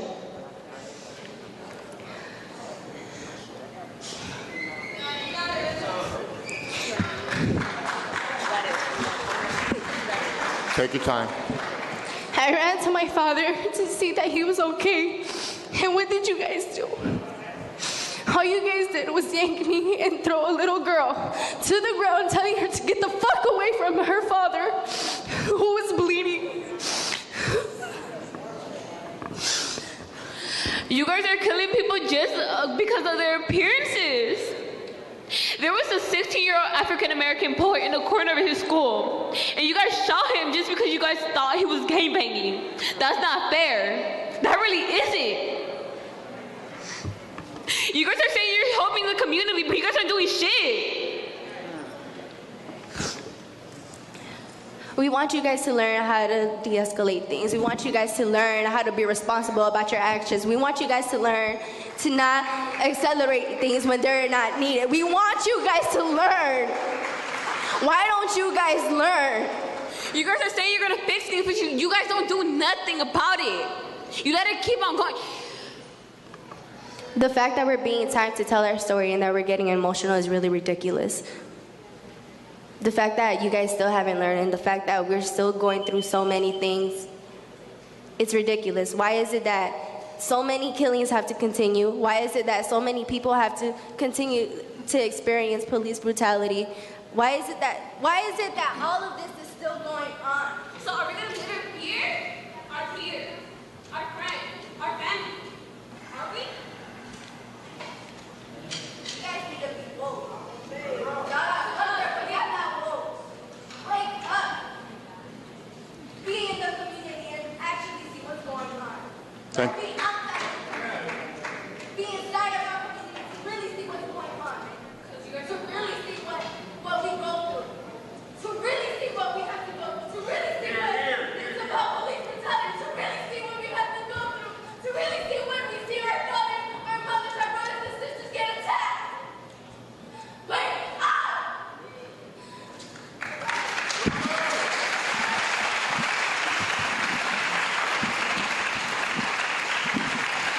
Mobilize your power and come in amongst us. Not just once every 5 years. Come down here every damn day. Waukesha Wilson, say her name. Say her name. Say her name. Say her name. I just came to let you guys know I haven't forgot. Have you forgot about her? No, still no answer. We haven't forgotten about her. Yeah, you forgot, man. You forgot. Cynthia, you forgot. You guys lied. Beck, you lied too. My daughter was killed in the Metropolitan Detention Center last year on Easter morning. They said she killed herself. But mind you, she talked to me 15 minutes to 8. After that, the detention officer told her to get on the bunk. She defied them. You know what happened when you defy an officer in jail. They're not just gonna say, oh, okay, and walk off. They went in there and tried to make her, I feel. 20 minutes after 8, she was dead. I'm calling down there looking, trying to find out what's happening with her. They tell me they don't know where she is. They can't locate her. They trying to find her. How the fuck you trying to find my baby when you arrested her? And she's in your custody. I just talked to her last night on the phone from your jail. I'm steady calling day after day. She don't show up in court on her court date. They tell me she's not on the docket. I'm still calling. 4 days later, they tell me the watch commander wants to speak to me. Why do he need to speak to me? Make a long story short, the watch commander finally talked to me, give me a number, tell me to call and ask for investigations. I call and ask for investigations. I never get a chance to ask for investigations. The coroner's office answered at the end of the line. He didn't even have the decency to tell me I'm calling the coroner's office.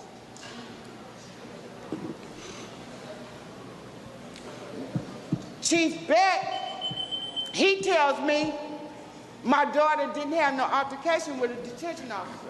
But the detectives who investigate, they already told me all this. You don't know that. He tell me he know for a fact in one of the meetings downtown on Tuesday morning that there was no altercation with my daughter. You know that for a fact. I said, okay, that's fine. But then that's all it's been. Like, Cynthia McCain, you've been lying to me from day one.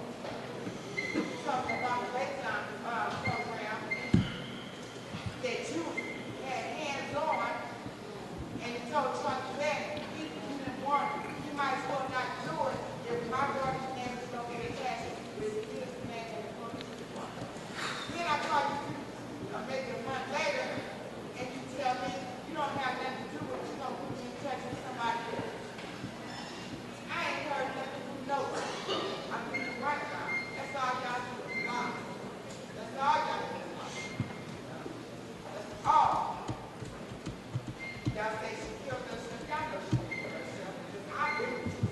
And if you can find to an officer, they're not just going to walk away. They're going to come in there and take it. Thank you, ma'am. Thank you for coming down tonight.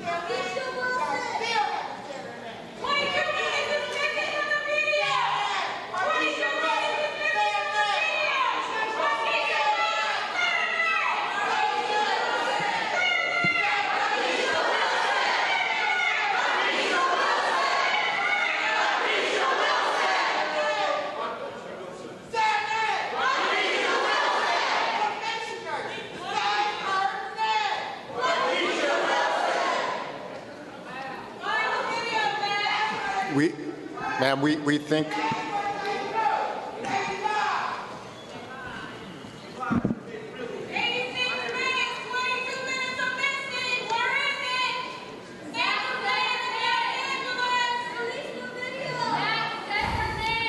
Can we have the next speaker, please?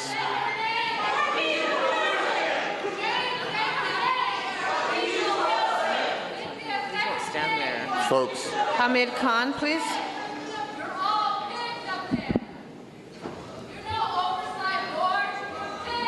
We have no, if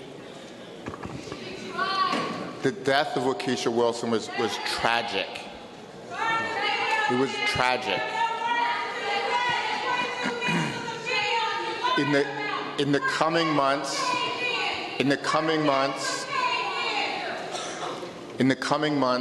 our Inspector General.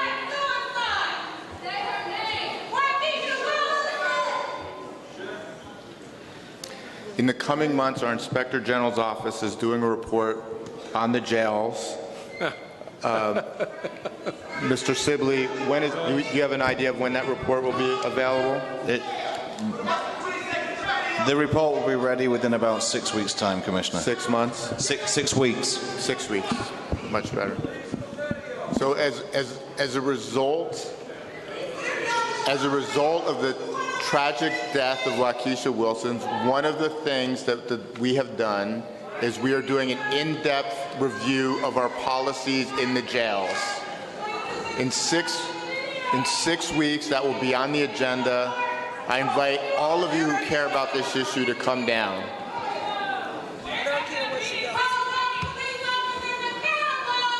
Let her hear what she needs to hear.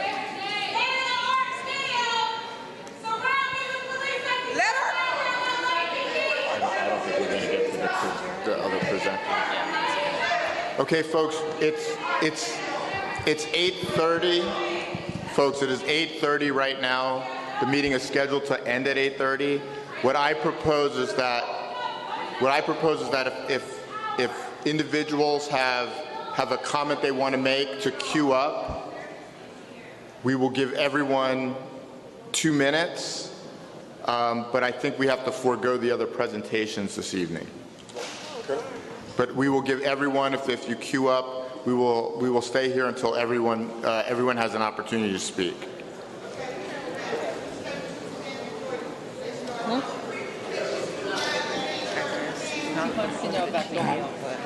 The jail report will be complete in about 6 weeks' time. It will be on the agenda, and if you give us your contact information, I will make sure that personally that you are aware of when that report is going to be released. Okay. Who's up next? Mr. Khan? Mr. President, for the record, are we going into general public comment then? Yes. Okay. This is general public comment. Please state your name. Greetings, community. My name is Hamid Khan. Much has been said whether we are from the community or not. I want to pay homage and acknowledge this community. I'm not from Watts. I wasn't even born in LA.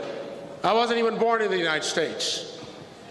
But after living here for 38 years, one of the things that I have learned and respect is the long history of the culture of resistance. Malcolm didn't believe in any borders. King didn't believe in any borders. Frederick Douglass didn't believe in any borders. These are the elders, these are the ones before us that I have learned my activism from, my organizing from. So when people say, you're not from here, I am from here. I'm a part of this earth. I'm a part of this community. I'm there every Tuesday morning watching this drama unfold. Dr. King said it is our moral obligation to disobey unjust laws. It is our moral obligation to disobey unjust laws. It is also an obligation for people who have knowledge to share that. How many people in this room ever knew about the laser program? Not a whole lot, because the laser program considers this community a cancer. How many people knew that Tancredis, under his watch, 90 patrol cars in the South Bureau broke their antennas on dash cam cameras? Out of 300 patrol cars, 90 patrol cars we found out in 2014. How many people know when you're walking down the street, there's trapwire technology that picks up your body image and puts this in a database? How many people know when you're driving down the car, a license plate reader follows you and tracks you where you're going? How many people know when you're on the phone that the string day technology monitors everything you're saying, and it can even unencrypt your phone as well? How many people know that this much touted body cameras are now going to have real-time facial recognition, biometrics, and artificial intelligence? How many people know that now they're getting drones?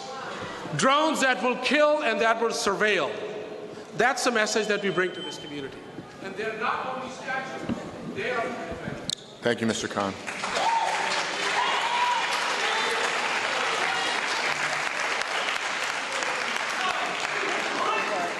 Good evening to the board. My name is Chica. I represent Area 5. I sit on the Watts Neighborhood Council.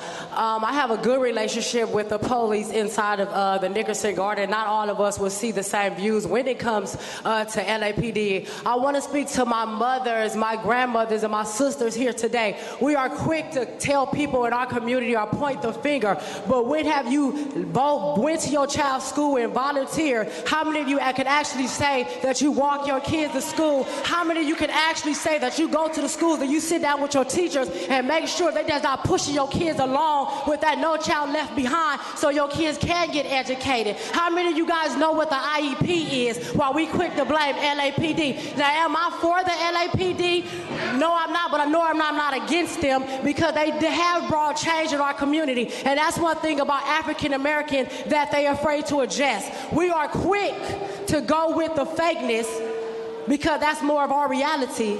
But when it comes to a realness, we don't want to accept it. We just want to point fingers and we want to go back to the Jim Crow laws. But what are we doing as a people in our own community, standing up and fighting for each other? Because when we kill each other, we ain't snitching. But when the police come and kill us, we can identify when they did it, how they did it, and when they did it whatsoever. But when we kill each other, we glorify, I got a body. It's going to take a village to raise a family. And if we ain't working together in our own community, we can't expect LAPD to work for us when we got the Nickersons, the Jordans, the Imperial Courts all fighting against each other. But how do Black Lives Matter? We don't matter to the black people. Baby, I'm a part of the system. I've been living in welfare all my life. Let me tell you something. I've been living in welfare all my life. I don't entertain what goes on in the community with the violence and stuff. I have a 16 and a 17-year-old. One have a 4.2 and the other one have a...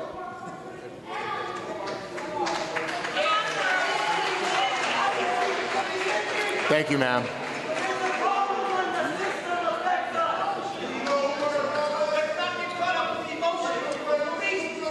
Okay, folks, please give the speakers the courtesy of listening. Sir.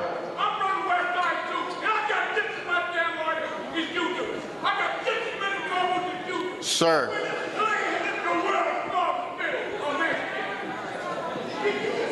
Oh, goodness.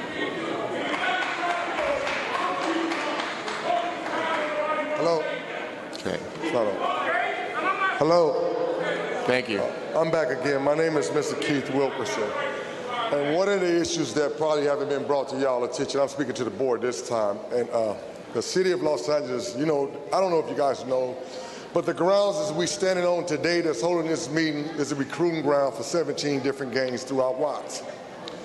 In 1973, they came up with, 78, they came up with an idea. They called it the Youth Gang Service. They had a location of an office on 103rd and Avalon upstairs from the Superior Market, which formed the Gang Task Force after that. And today, inside the Nickerson Gordon Housing Development, according to the gang injunction, that what they says, according to the one strike law, they can add a 10-year enhancement onto your sentence for domestic violence, even for domestic dispute between a couple and their spouse.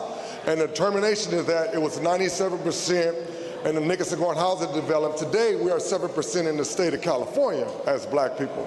So now I'm trying to figure out what do they do as a citizen living over in that community, because now you guys come up with a lawsuit that says that what gang injunction that they put on the people in the community was unlawful. But now that the gang injunction is in effect and they are about to split the money, they said that that community that was being arrested by the police officer under the gang injunction, today they cannot have a job. They cannot live in the housing development because there's an ex-felon. They cannot socialize with any recreation programs in there. There are no job skills, no job training programs, and it was over half the development affected by that right there, the gang injunction. So now what do they do? Because it was their fault that they was affected by the gang injunction, because some people was put on the gang injunction because they says, according to the law, if you hang with 2 or more people that the Los Angeles Police Department suspect them as a gang member, and they pull up on them and you standing there with them, they put you on it too. And it's 55% of that community was affected by that. And now that the law that has passed that they was compensating people, they're not compensating my community. How do we deal with that? Thank you for raising that issue.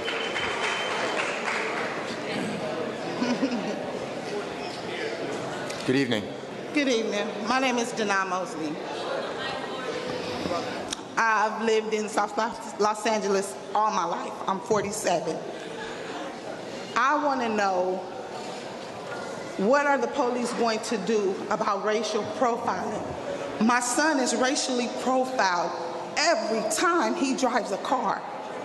My nephew was killed in May, shot 5 times in the back by a police officer, and nothing was done. No investigation, no nothing. And then you guys want to sit up here and act like everything is okay. It's not. If you do not live in South Los Angeles and you don't know what's going on in South Los Angeles, how dare you speak? We need people in our community that live in our community. We need police in our community that grew up in our community, not police that live outside of our community, Culver City areas and all of that. We need South LA. We need police to represent South LA. We need you guys to help us. We know not all cops are bad, But at the end of the day, when I had to bury my nephew, nobody does anything. Nobody says nothing. Do we get an apology? That cop is still walking the streets doing nothing and may kill somebody else.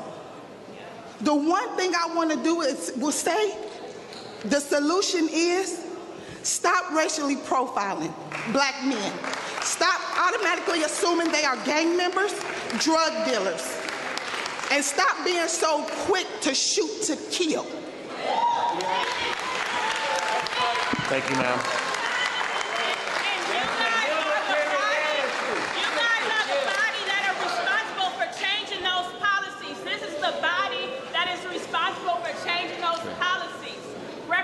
Community, not these cops.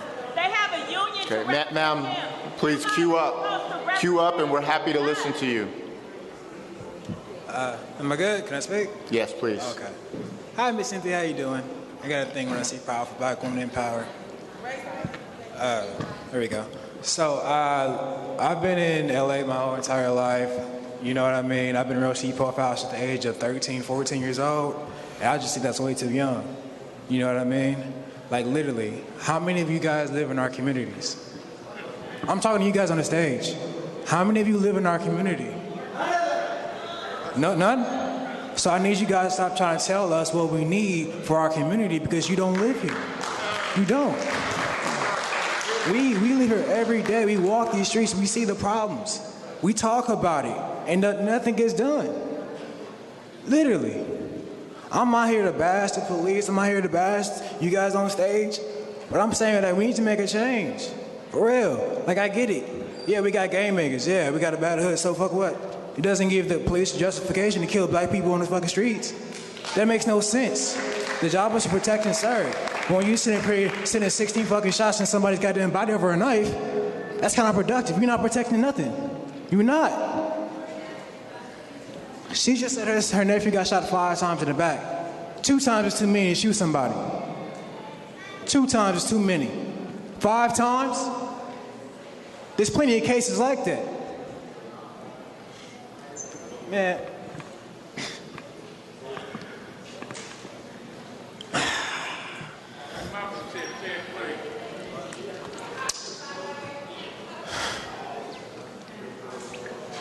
I'm an activist.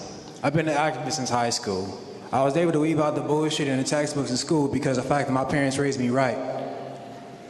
So when I see what's going on in the world, it's just a reflection of the past, and I refuse to be a part of that. So we need to make a change starting right now. Thank you for your comments.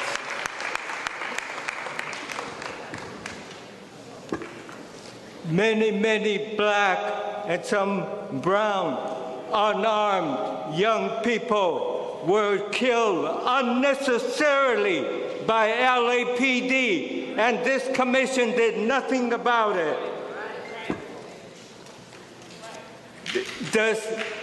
It's a military attitude to shoot to kill. No drones at LAPD, because drones could be used as to place weapons on it against this community.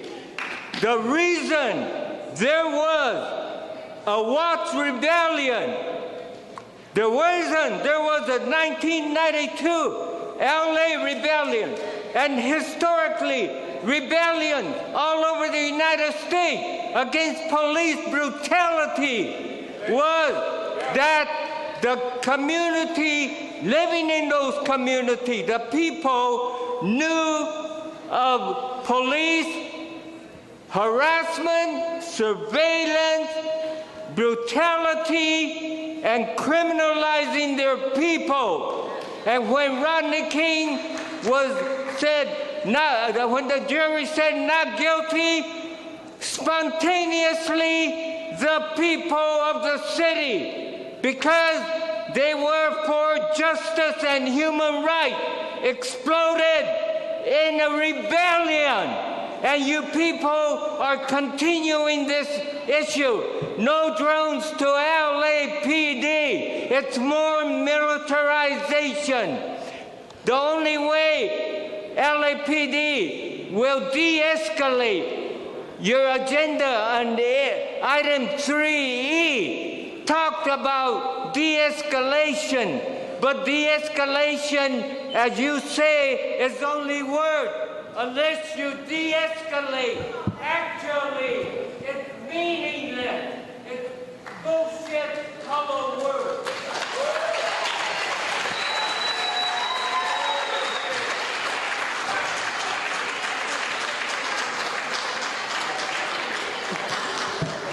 Good evening. My name is Marianne Cortez. I'm a mother of 6.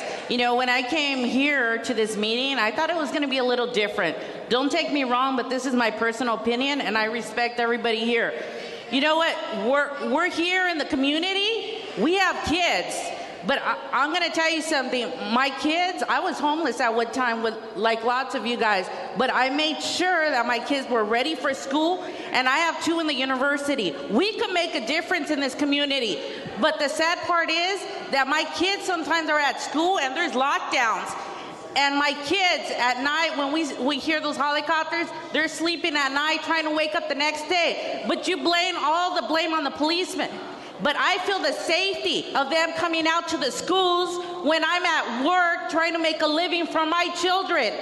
And we're all putting the blame here, but if we see us as parents getting up every day with our kids, watching them as they go to school, preparing them for the future, because my kids are gonna come back and give to the community. And that's what we want to change. You know, when we're here as a community, we're talking about down the line. I grew up in the East LA. Now I live in this community, and we all respect each other. I don't like the finger putting at each other. I didn't bring my kids because I know sometimes we get disrespectful at the meetings. But if we want a better future, we better sit down and think what we're doing in our home to make that change. Because if we're out on the street gangbanging and smoking, our kids are going to do the same thing. So if we want to change, we better look at ourselves, and we better get up and walk our kids to school and be a part of their education, or else this community is going to keep on being again, and I call it the cycle of life. And the cycle of life here has never changed, but it could change with you guys. We could all make a difference. Thank you.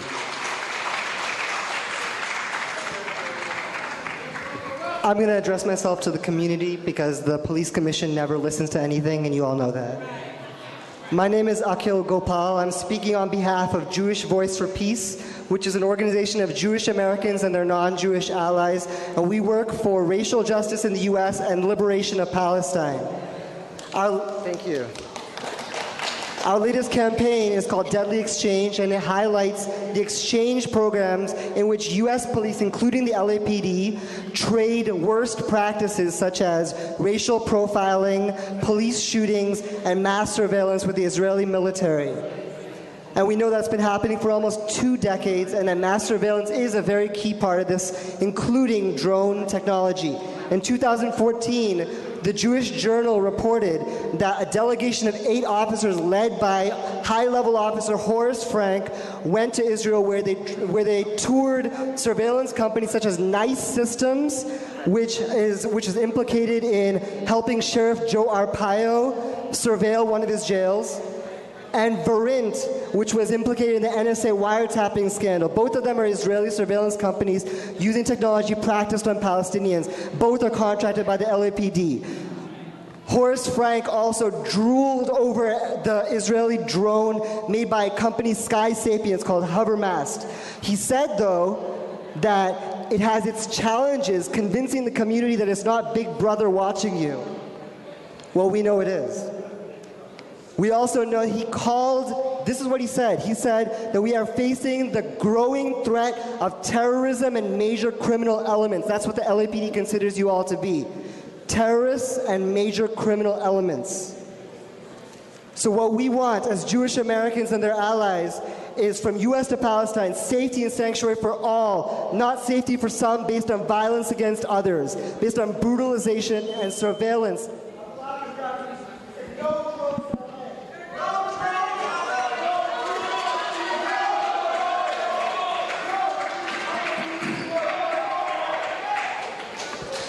everyone. My name is Sarah. I'm here with Community Coalition, but I'm also speaking as a survivor of domestic violence. And I just want to talk about the reality of the fear it is that to even look for resources or support when you know that the only resources, most other nonprofits, most services for that issue require a restraining order, require reports, require dealing with the LAPD directly. And what hurts about that experience the most is knowing that the roots of the pain that my ex-partner was dealing with was a lot of the traumatization as a youth from police that is directed and targeted to Black and brown men, young men. And I'm afraid of how my child is going to be treated here growing up in South LA. Right now, he still glorifies you guys. You know, he still sees the cartoon, he sees Paw Patrol, and he even wanted to wear that Halloween costume because he doesn't get it yet. And I don't even know how to break it to him or how to explain to him the historic policies and targets, the different actual material things that you've done to traumatize our community, to give us PTSD. And we know you have PTSD too. We know that there's a real mental health risk in South LA. We know that poverty and addiction, all of these issues, the socioeconomic condition is designed to deteriorate our mental health. And I'm here as a survivor because I was afraid to go and get help for anxiety and PTSD.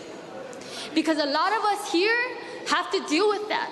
A lot of us here have to just tuck it all in inside and numb it out and just walk like it never happened.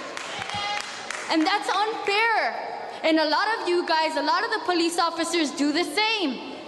A lot of you know that there's a real risk and that this is no way to do it. So I propose that you partner with Los Angeles Health Agency, get trauma-informed training, and also I want to see that you guys do something in your curriculum to your academy. Have them go to the community. Have them door knock. Have them talk to people about what kind of South LA they envision without violence, without addiction, without poverty. Thank you, ma'am.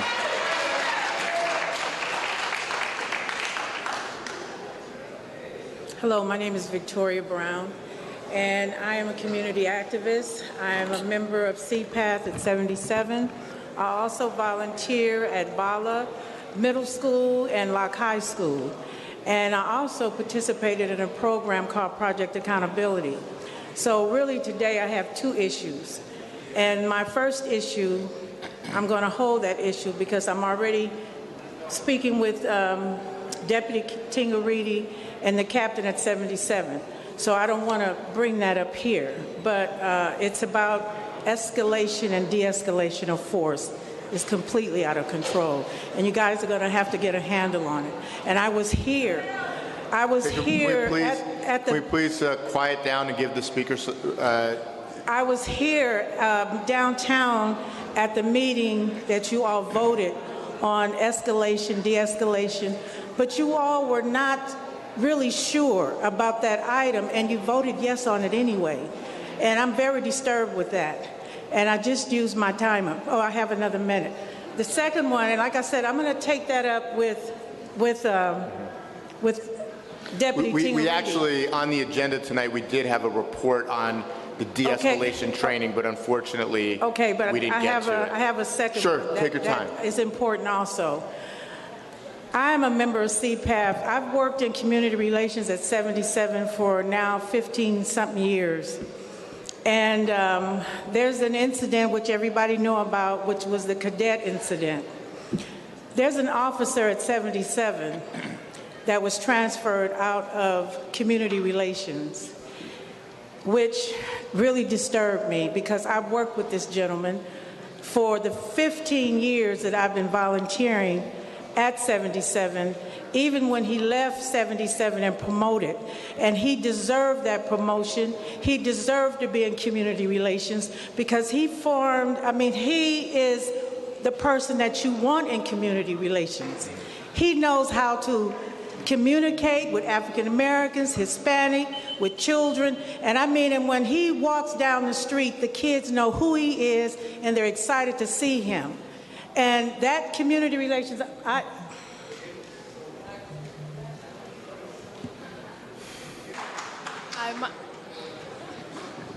Hello, hi, my name is Lichelle Williams. Good evening. Good evening. I've been a resident of South LA for 25 years. I've been a single parent for 17 years before I was married 5 years ago. I have a son that's 22 years old, and he's also raised in this community as well. I have concerns of how the police is policing our communities. As far as the symbol of what you guys represent as protect and serve, it's more like choose whether if we should live or die in our community. Personally, I just feel that the police commission should resign based on the results of how they police our community. And also, is there any way how we can replace the police commissioner of how we can change the policies and the procedures of how you do police our community? So if that's possible, I know that everybody in this room is willing to help do that. I'm tired of having to go through our history of going through the police brutality, the harassments on our streets, innocent kids getting killed every day, murder, senseless killings. I mean, what is the solution to that? Okay, thank you. Thank you. Oh, my time.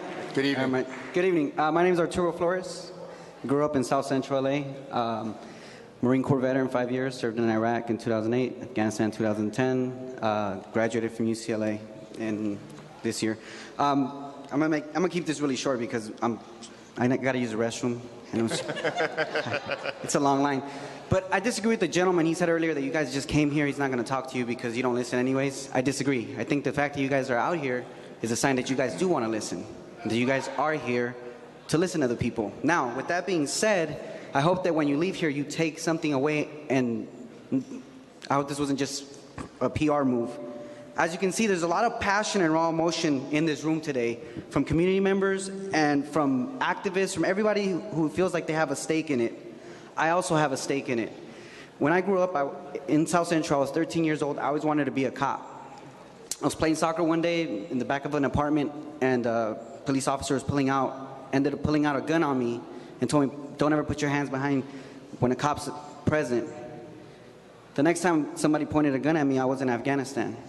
Now that's an extreme, but to some people, you have to understand, at the LAPD, you guys are terrorists. It's their reality. So we can't sit up here and attack people that have these concerns. What we have to do is figure out ways to change it.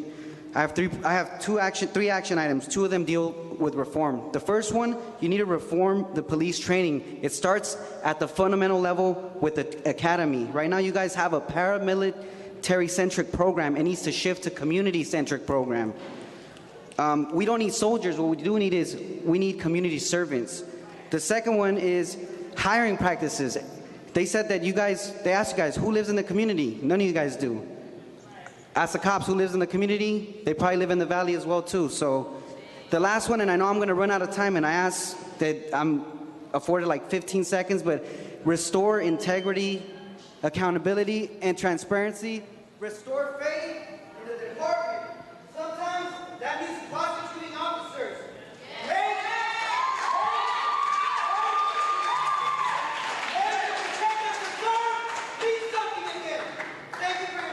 Thank you.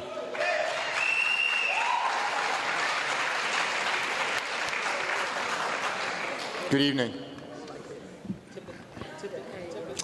I think you just have to tilt it down. Okay. Greetings. My name is Joyce Van Troy, and I'm a longtime Southeast resident. I volunteers with many community-based organizations, and I am a CPAP meeting and a member and LAPD volunteer at Southeast. My concern leans towards the growing number of mental health situations police officers face today. And I believe there is a tremendous need for officers to recognize people experiencing a mental health crisis. So then, I asked these two questions to the decision and policymakers? Are there plans for more training to teach officers to better handle situations involving people with mental illness? And 2, are there collaborative efforts with LA County Department of Mental Health crisis intervention teams such as START and PMRT to increase mental health clinician parity with police officers? And lastly, I want to thank you for expanding your meeting location to provide the most high-risk and high-needs communities the opportunity to engage more with police commissions. But it's my opinion that if we are going to have real police reform and bridge relationships, these meetings should be in communities in South LA more frequently. We are not looking for to just have meetings, but we would like results. Thank you. Thank you very much, ma'am.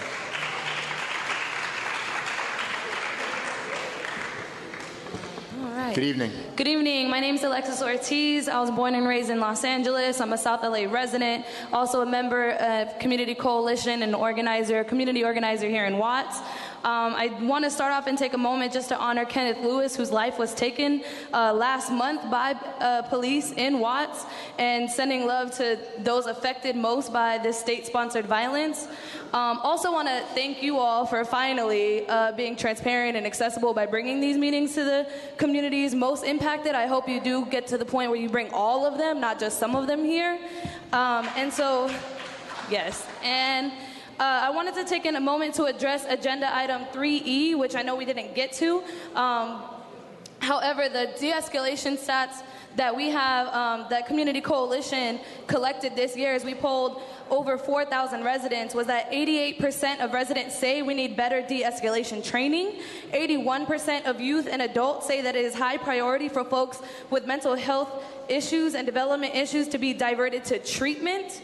Right, and so you want to talk about solutions. I know some of the solutions y'all were mentioning earlier about partnering with the community. Well, how about y'all partner with the organizations that have actually been doing this work for 25 plus years on a minimal budget, right? You guys get majority of the city's budget, right? So let's give credit, and not just credit, but actual funding, monetary to support to the community so that we can keep taking care of ourselves, right?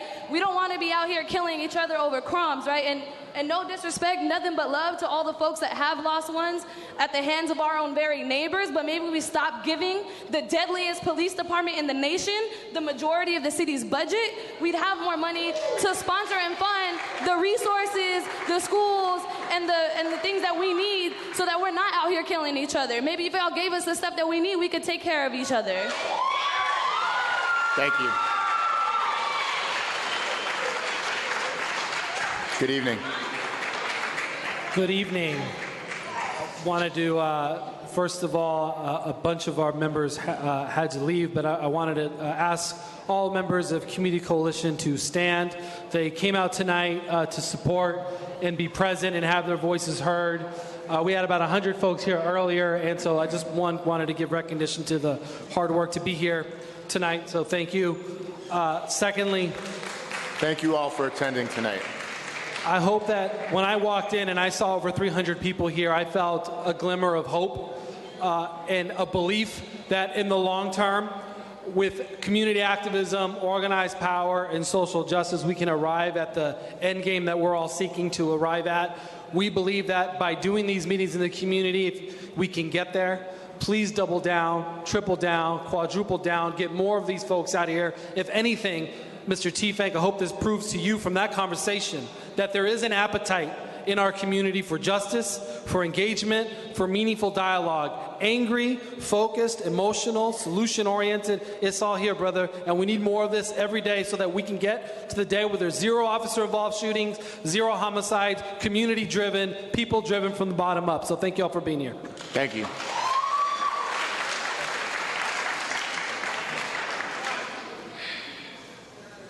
I'm Michael with Black Lives Matter, YJC Youth Justice Coalition.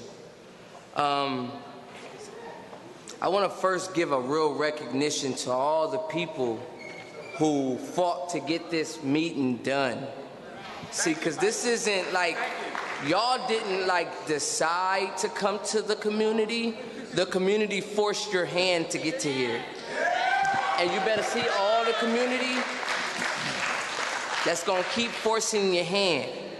Because see, the young people, we coming for your seats.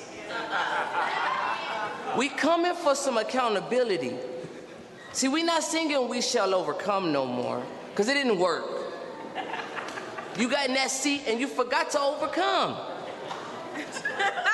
So now the people gonna wake up and we gonna understand the reality of what community look like, and we gonna build our community while tearing down your horrible, disgusting, oppressive, disgraceful system that plagues our community.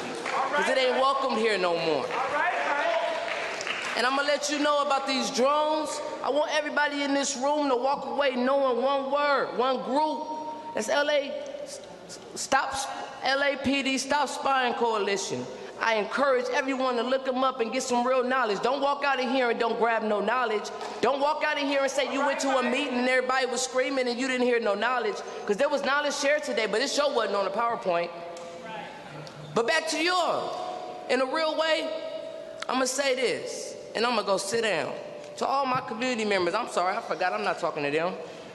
To all my community members from Watts to LA to Compton to Carson, man, we need to stand together right now in a real way.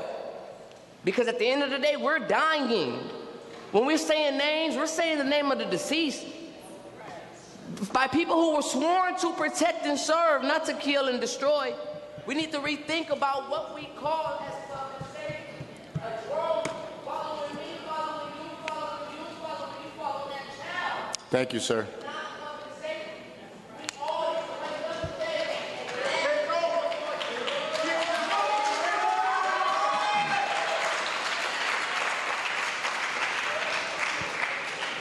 Good afternoon. My name is Lupita, and I come with the Youth Justice Coalition.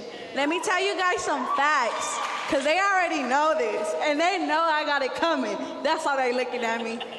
But almost 54% of the city budget goes to the LAPD. 54%.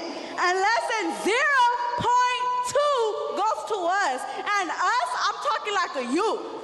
That's like about $25. I'm worth $25? But they're worth way more than a youth, right? So let us have 5% out of your budget, because you guys don't really need it. You know why? In less than 10 years, we had a 50% drop in crime. But LAPD's budget has been increased more than $700 million. Damn. Can you believe it? Let us have that 5% out of your budget. We need youth centers. You've heard it all day today. We need peace builders. We need free metro passes. That's what we need. And this is my second time coming up here. So reality, that's what we all need. We don't need the walk, police thing, whatever that was. We don't need that. Let me have a youth center. Thank you. Thank you.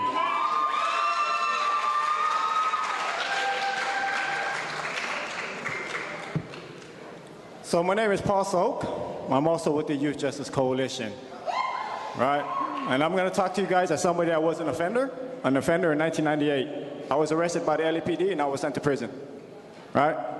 For being criminalized because I didn't have no youth centers. I didn't have nowhere to go. My dad had died and I was parentless. I didn't have anywhere to go, right? And so I was taken away and treated as an adult. That's how the system treats us, and it's still going on today. A lot of our youth are stuck in the system because there's nothing there for them, because they're getting all the money. And you know, when we're talking about the youth, I was a youth getting in trouble, right? I would not listen to somebody with a badge. I would not listen to my parents, but you know who I would listen to? My peers, right? But what made me change was talking to people on the inside, right? People that had been through the system. Unfortunately, I had to go through the system to get that. So what we're saying is, look, employ people that have been in the system, that understand the system, that understand why people get in those situations. Because if those people had talked to me, I wouldn't have made the decisions I made. Because I would have understood the recourses, the consequences. I would have understood that I hurt people. I would have understood that I hurt the community. I would have understood all those things, but nobody told me about that. I had to learn that in the system, and the system does not fix us. The system just locks us away and throws us away. It treats us with a name and a number. My name is SOK. My CDC number is P85430. Discharged early, right? Because I changed, because I grew up. But now that I'm out here, I try to give that to the youth, and I explain that to the youth. And they listen. They're receptive. And that's what we need. We don't need cops walking the streets talking to these kids, because they're not going to listen. They don't trust them. They're the ones that are going to go do something wrong, not the ones that are listening to them. The ones that listen to them are not going to go do anything wrong, because they're already willing to listen to authority. The problem is the people that's not going to listen to the authority, right? And so you need somebody that's been there, that's walked that road. And so when you ask for accountability, you know what? I'm accountable, and I'm not proud of the things that I've done. Not at all, not in the least bit. But at the same time, you know, a lot of people are stuck in these gang databases, and we've asked them to release that information. The law says 30, 60 days. They haven't given it to us, and that's been since June. So thank you, sir.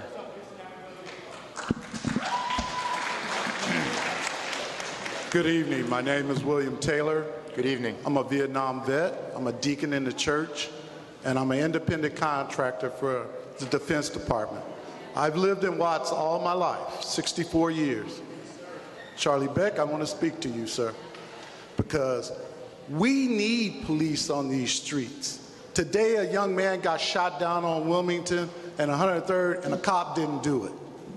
So for all the people that think police are the worst people in the world, well, I got some people live in my community that are my people that are the worst people in the world. But not all of us are that way.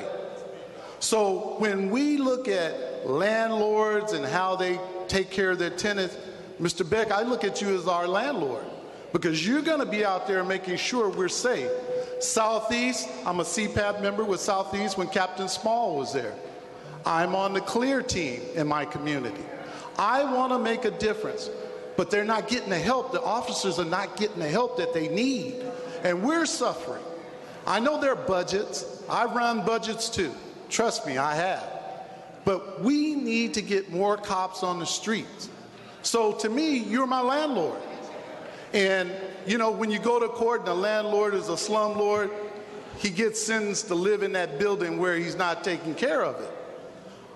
I open my home to you for 90 days to live in my house in the morning and at night, to hear the stuff that I hear, and to have the helicopter flying so low over my house is shaking the track lights in my game room. I have a 1-year-old grandson, and I have an 11-year-old granddaughter. I don't want her brought into a life of prostitution and drugs, and I don't want him brought into a gang. You can help me. So I'm not going to berate the police department. I'm not going to berate this board. But you need to spend 90 days living in this community and waking up, and you'll see what happens. And I respect you. Thank you, sir. Good evening. My name is Michelle Irving. I sit on the Watts Neighborhood City Council Board. Good evening. Good evening. Let me just say this. It's an honor for me to serve my community. I grew up in Watts all my life. You know what I'm saying? I lived and I moved and I went to prison. I grew up living in a criminal life. But I want to say this is that they say we need more people, more officers. We need more people to stop judging our kids in the community and start embracing them. That's what I do. When I see somebody kid in trouble, I don't go and say, oh, look at him, he bad. I go over there and say, nah, come here, let me come talk to you. You know you a leader. We need to start encouraging our youth that they could become something. We need to stop judging the young women. We all done something wrong. Everybody done got older and forgot where they came from. But we didn't all live reckless around here. But the thing about it is going to the young women and embracing them, encouraging them, building them up. That's what it's about, showing them that you care, showing them that you love them. You know, we can't depend on the police. Me, I got 6 kids, and I'd be damned if anybody, officers tell me I can't with my kids. When my son was getting ready to do a robbery, I jumped in the middle, snatched him up, and guided the people to their car so they wouldn't get robbed. Sometimes you just gotta realize when your kids is hanging with the wrong people, either you're gonna let the police raise them or you're gonna raise your own kids. That's how it's gonna go, and the police didn't have to raise raised mine.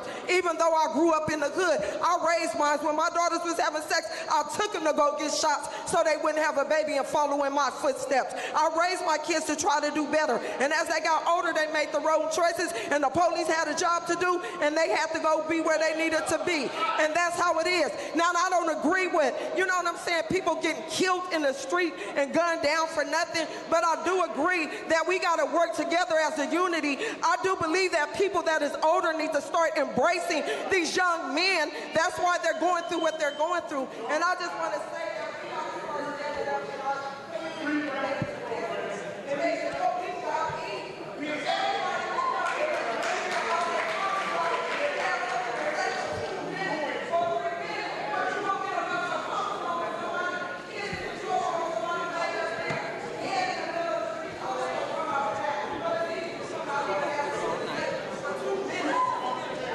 Thank you, ma'am.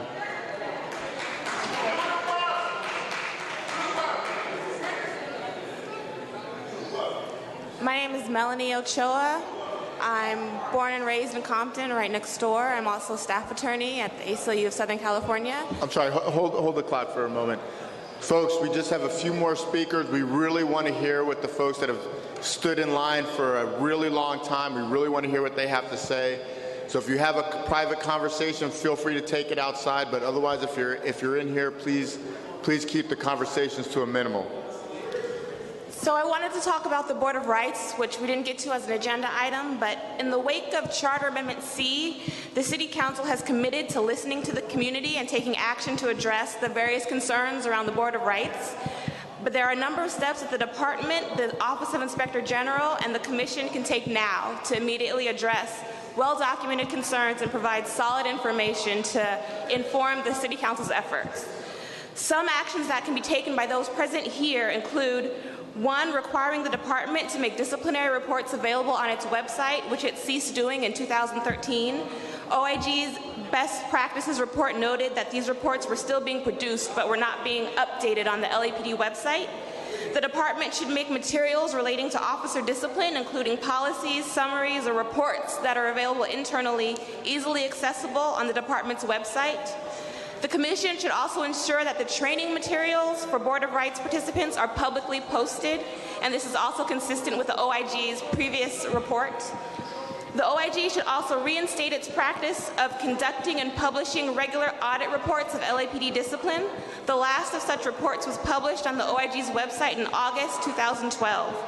This report should include... I'm sorry, hold on one second. Folks, please, it is very... We really want to hear what the speakers have to say. If you're having a private, the 3 gentlemen on the left, please, if you want to have a conversation, just take it into the hallway. But we'd really like to hear what these folks have to say.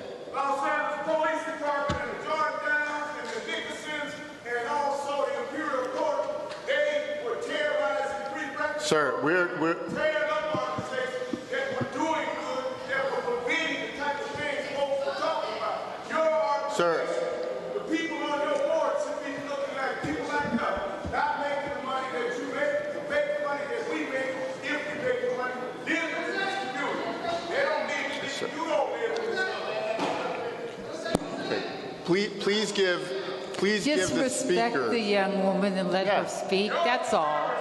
You're not disrespecting us right now. You're disrespecting the people that have stood in this line for hours at this point.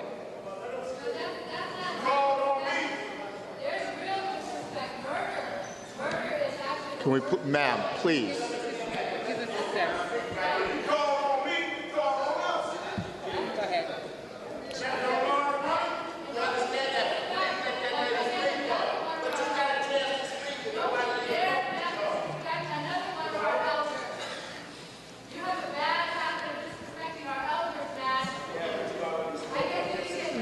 So when she finishes, you can yell at us all you want. Just let them finish, and then I will sit here for another hour if you want to yell. But just let them finish. Let them finish.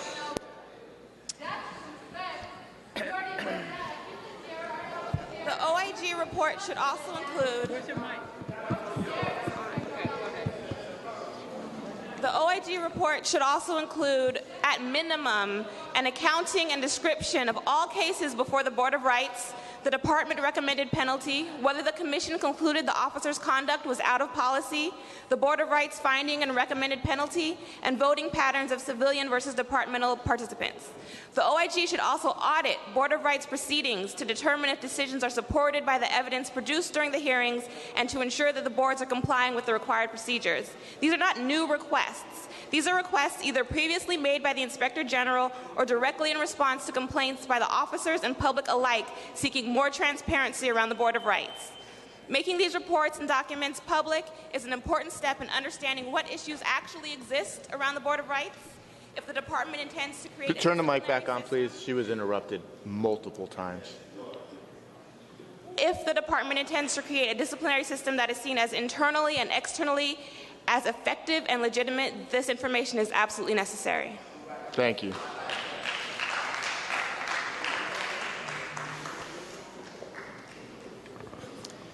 Hi, my Good name evening. is Sabrina, and I'm with Black Lives Matter Los Angeles. And I think the turnout tonight speaks volumes. We are engaged. We are here. We want to hold you accountable for your failure to hold our police department accountable. So I want to reiterate that for a few years now, Black Lives Matter Los Angeles has demanded that these commission meetings take place outside of headquarters downtown and within our communities and within hours that we can actually attend and engage. Most of us work at 9 o'clock in the morning. We can't show up downtown and be there for a few hours, but we want to be here. We want to know what's going on. So it is your duty to make this available to us.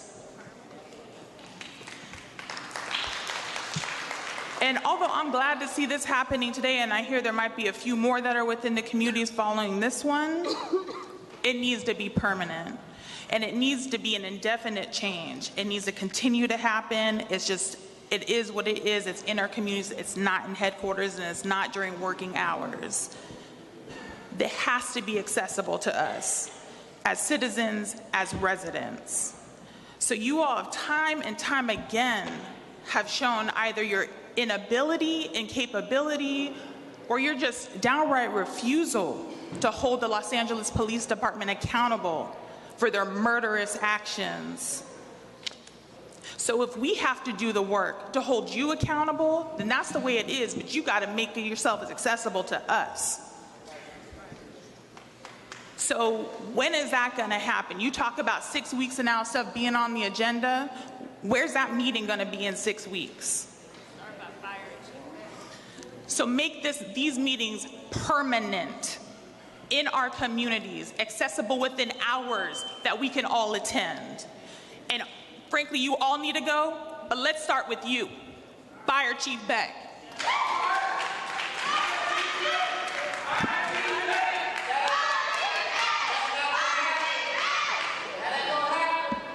Good evening. Hi. My name is Zaria Thomas. I'm with the Youth Justice Coalition. I'm speaking on the behalf of my friend Ryan. He was shot and killed last year, December 18, 2016, by a police officer from the Los Angeles Police Department. The situation became very tense after they taped off the scene, but not only after they did that, they told residents, families, and friends to get back with a baton. Me personally, I just feel like you guys tried to label him as a gang member. He was walking down the street. Matter of fact, he was 20. He just turned 20. He wasn't a gang member. He graduated from Lou Dantzler High School.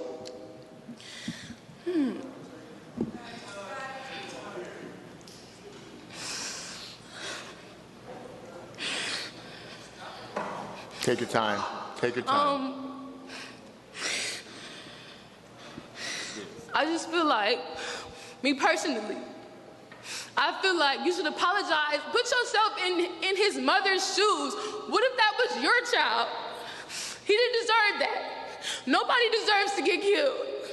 You deserve to have a life. I deserve to have a life. Everybody in this room deserves to live, and that's not right.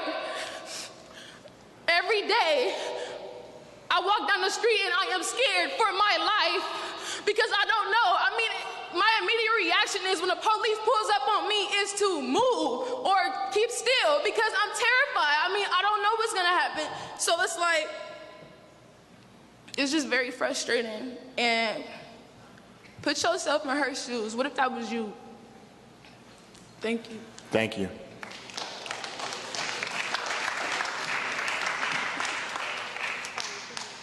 Good evening. Good evening. My name is Gloria, and I'm with the Youth Justice Coalition, and I just wanted to uplift Waukesha Wilson, her mother that was here, her mother that continuously went to the meetings every single Tuesday, and when you guys decided to go into closed session and not even consider her, not even show her the video, not even care about her, right? And you guys want to talk about justice, you guys want to sit here and say, oh, but we came to Watts, that means that you guys care. You guys don't care about shit. Why is it that you guys are the most murderous police department in the nation, #1 for killing people like me, like everyone sitting right here in the audience? Why is that? If LAPD is to protect and serve, why do you guys keep killing black and brown people on the daily? Because of how people look? So kids, young people, men can't wear pro clubs, they can't wear Dickies because they're already assumed to be gang members? That is ridiculous. And you guys can't even adopt the Family Bill of Rights, right? You guys can't even apologize to the families when you guys kill their people. Exactly like Zaria said. You guys can't even look the family members in the eye and tell them what happened to their child, what happened in that scene. So you guys come here and come to our neighborhood and you guys want to lie and say that there has not been no one killed in Nickerson Gardens for the last 3 years? That's a fucking lie. Why? Because my family lives there now too. And I see people dying every single day and my child is terrified of hearing helicopters every single time. Because guess what? I don't know what to tell her because she could be dead and it could be because of police brutality, right? Do you guys know that? Do you guys have to suffer with not knowing whether your kid is gonna live or die? Do you guys deal with that? I don't think you guys deal with that trauma. So you guys want to come here into our neighborhoods and think like you guys could just run everything, or if you guys want us to respect you for what? And I just want everybody in this room to remember that we can't keep banging on each other. We need to bang on the system. All right, hi, my name's Heaven. I'm with the Youth Justice Coalition. I'm 16 now. When I was 6, I seen my father get beat by 2 officers. A year later, after that, he was beat again by 2 officers because they assumed he was on drugs. They assumed that he was a gang member. They assumed that he had a weapon. Was it true? No. They ever prove that he had anything on him, that he was a part of anything? No. A year later from that, the same thing happened. We didn't find out until 3 days later that he was dead. 3 days later, my dad died because of you guys. I have a daughter now, okay? What do I have to tell her? Does she have her grandfather? No, she doesn't. Put yourself in my shoes, okay? What if you seen your dad die? What if your kids have to see one of you guys die? You guys don't have to go through that, do you? But I do. We do. You guys don't try to be in our community because you know how fucked up it is. But you guys make it like that. You guys don't help it. You guys don't try to. You sit here and say that you will, but you don't. It's very hypocritical of you guys all sitting there, especially you. You should be over here with your people, defending us, defending what we stand for. I know damn well they give you better morals than that. You're not standing on that, but you're not speaking on that because you want a better lifestyle, right? But sometimes morals come before that. That's what we stand for. They should have taught you better.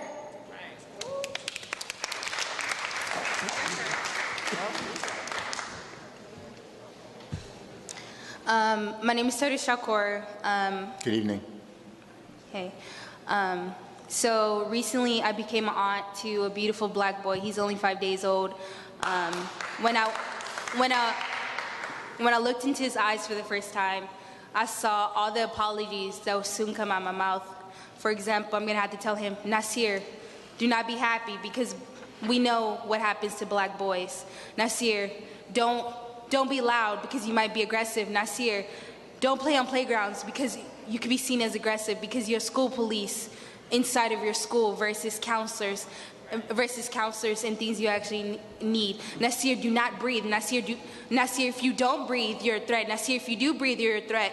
I have to tell my 5-day-old nephew all these things. The things I will never be able to utter to him is, Nasir, how was school? Were you how was school? How did it feel to go see a counselor? How did it feel to join a basketball team? Instead, I'm pretty sure I'm going to hear stories of him being criminalized. How police is being more invested into schools. How we're spending more money investing in schools. It's a weird and awkward place for me to be in, because when I found out that I was having a nephew, the only thing I could think about is this system that's been around for thousands of years, slave catchers, gonna cause harm to my nephew. It's a really sad thing to be. Children are blessings and their joys and their beauty, but my nephew is gonna be someone's nuisance because he's simply a black boy. Nothing other than that. And we have a history of hating blackness. We have a history of hating anything that's not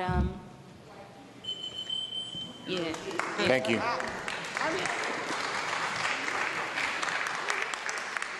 Hello, my name is Luis, and I want to speak about Cesar Rodriguez. His life was wasted, and I've lost count about how many people have been shot by LAPD. It's over 600. I'm not even sure exactly how many. But 80% of those 600 that were shot, they were shot in the back. Now, Cesar Rodriguez, he didn't have any weapons, as far as I know. And supposedly he may have had drugs. Why are they tainting his name by saying that when they don't say that he definitely has drugs? And if he did, they definitely would have said that. Thank you. Thank you very much. I want to thank everybody who came out tonight. We really appreciate it. At this time, can I have a motion to adjourn? So moved. Do I have a second? Second. All in favor? Aye. Thank you.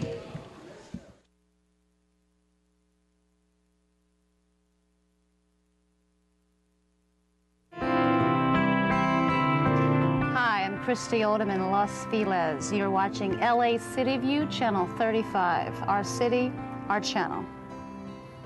Would you like a mustache with that?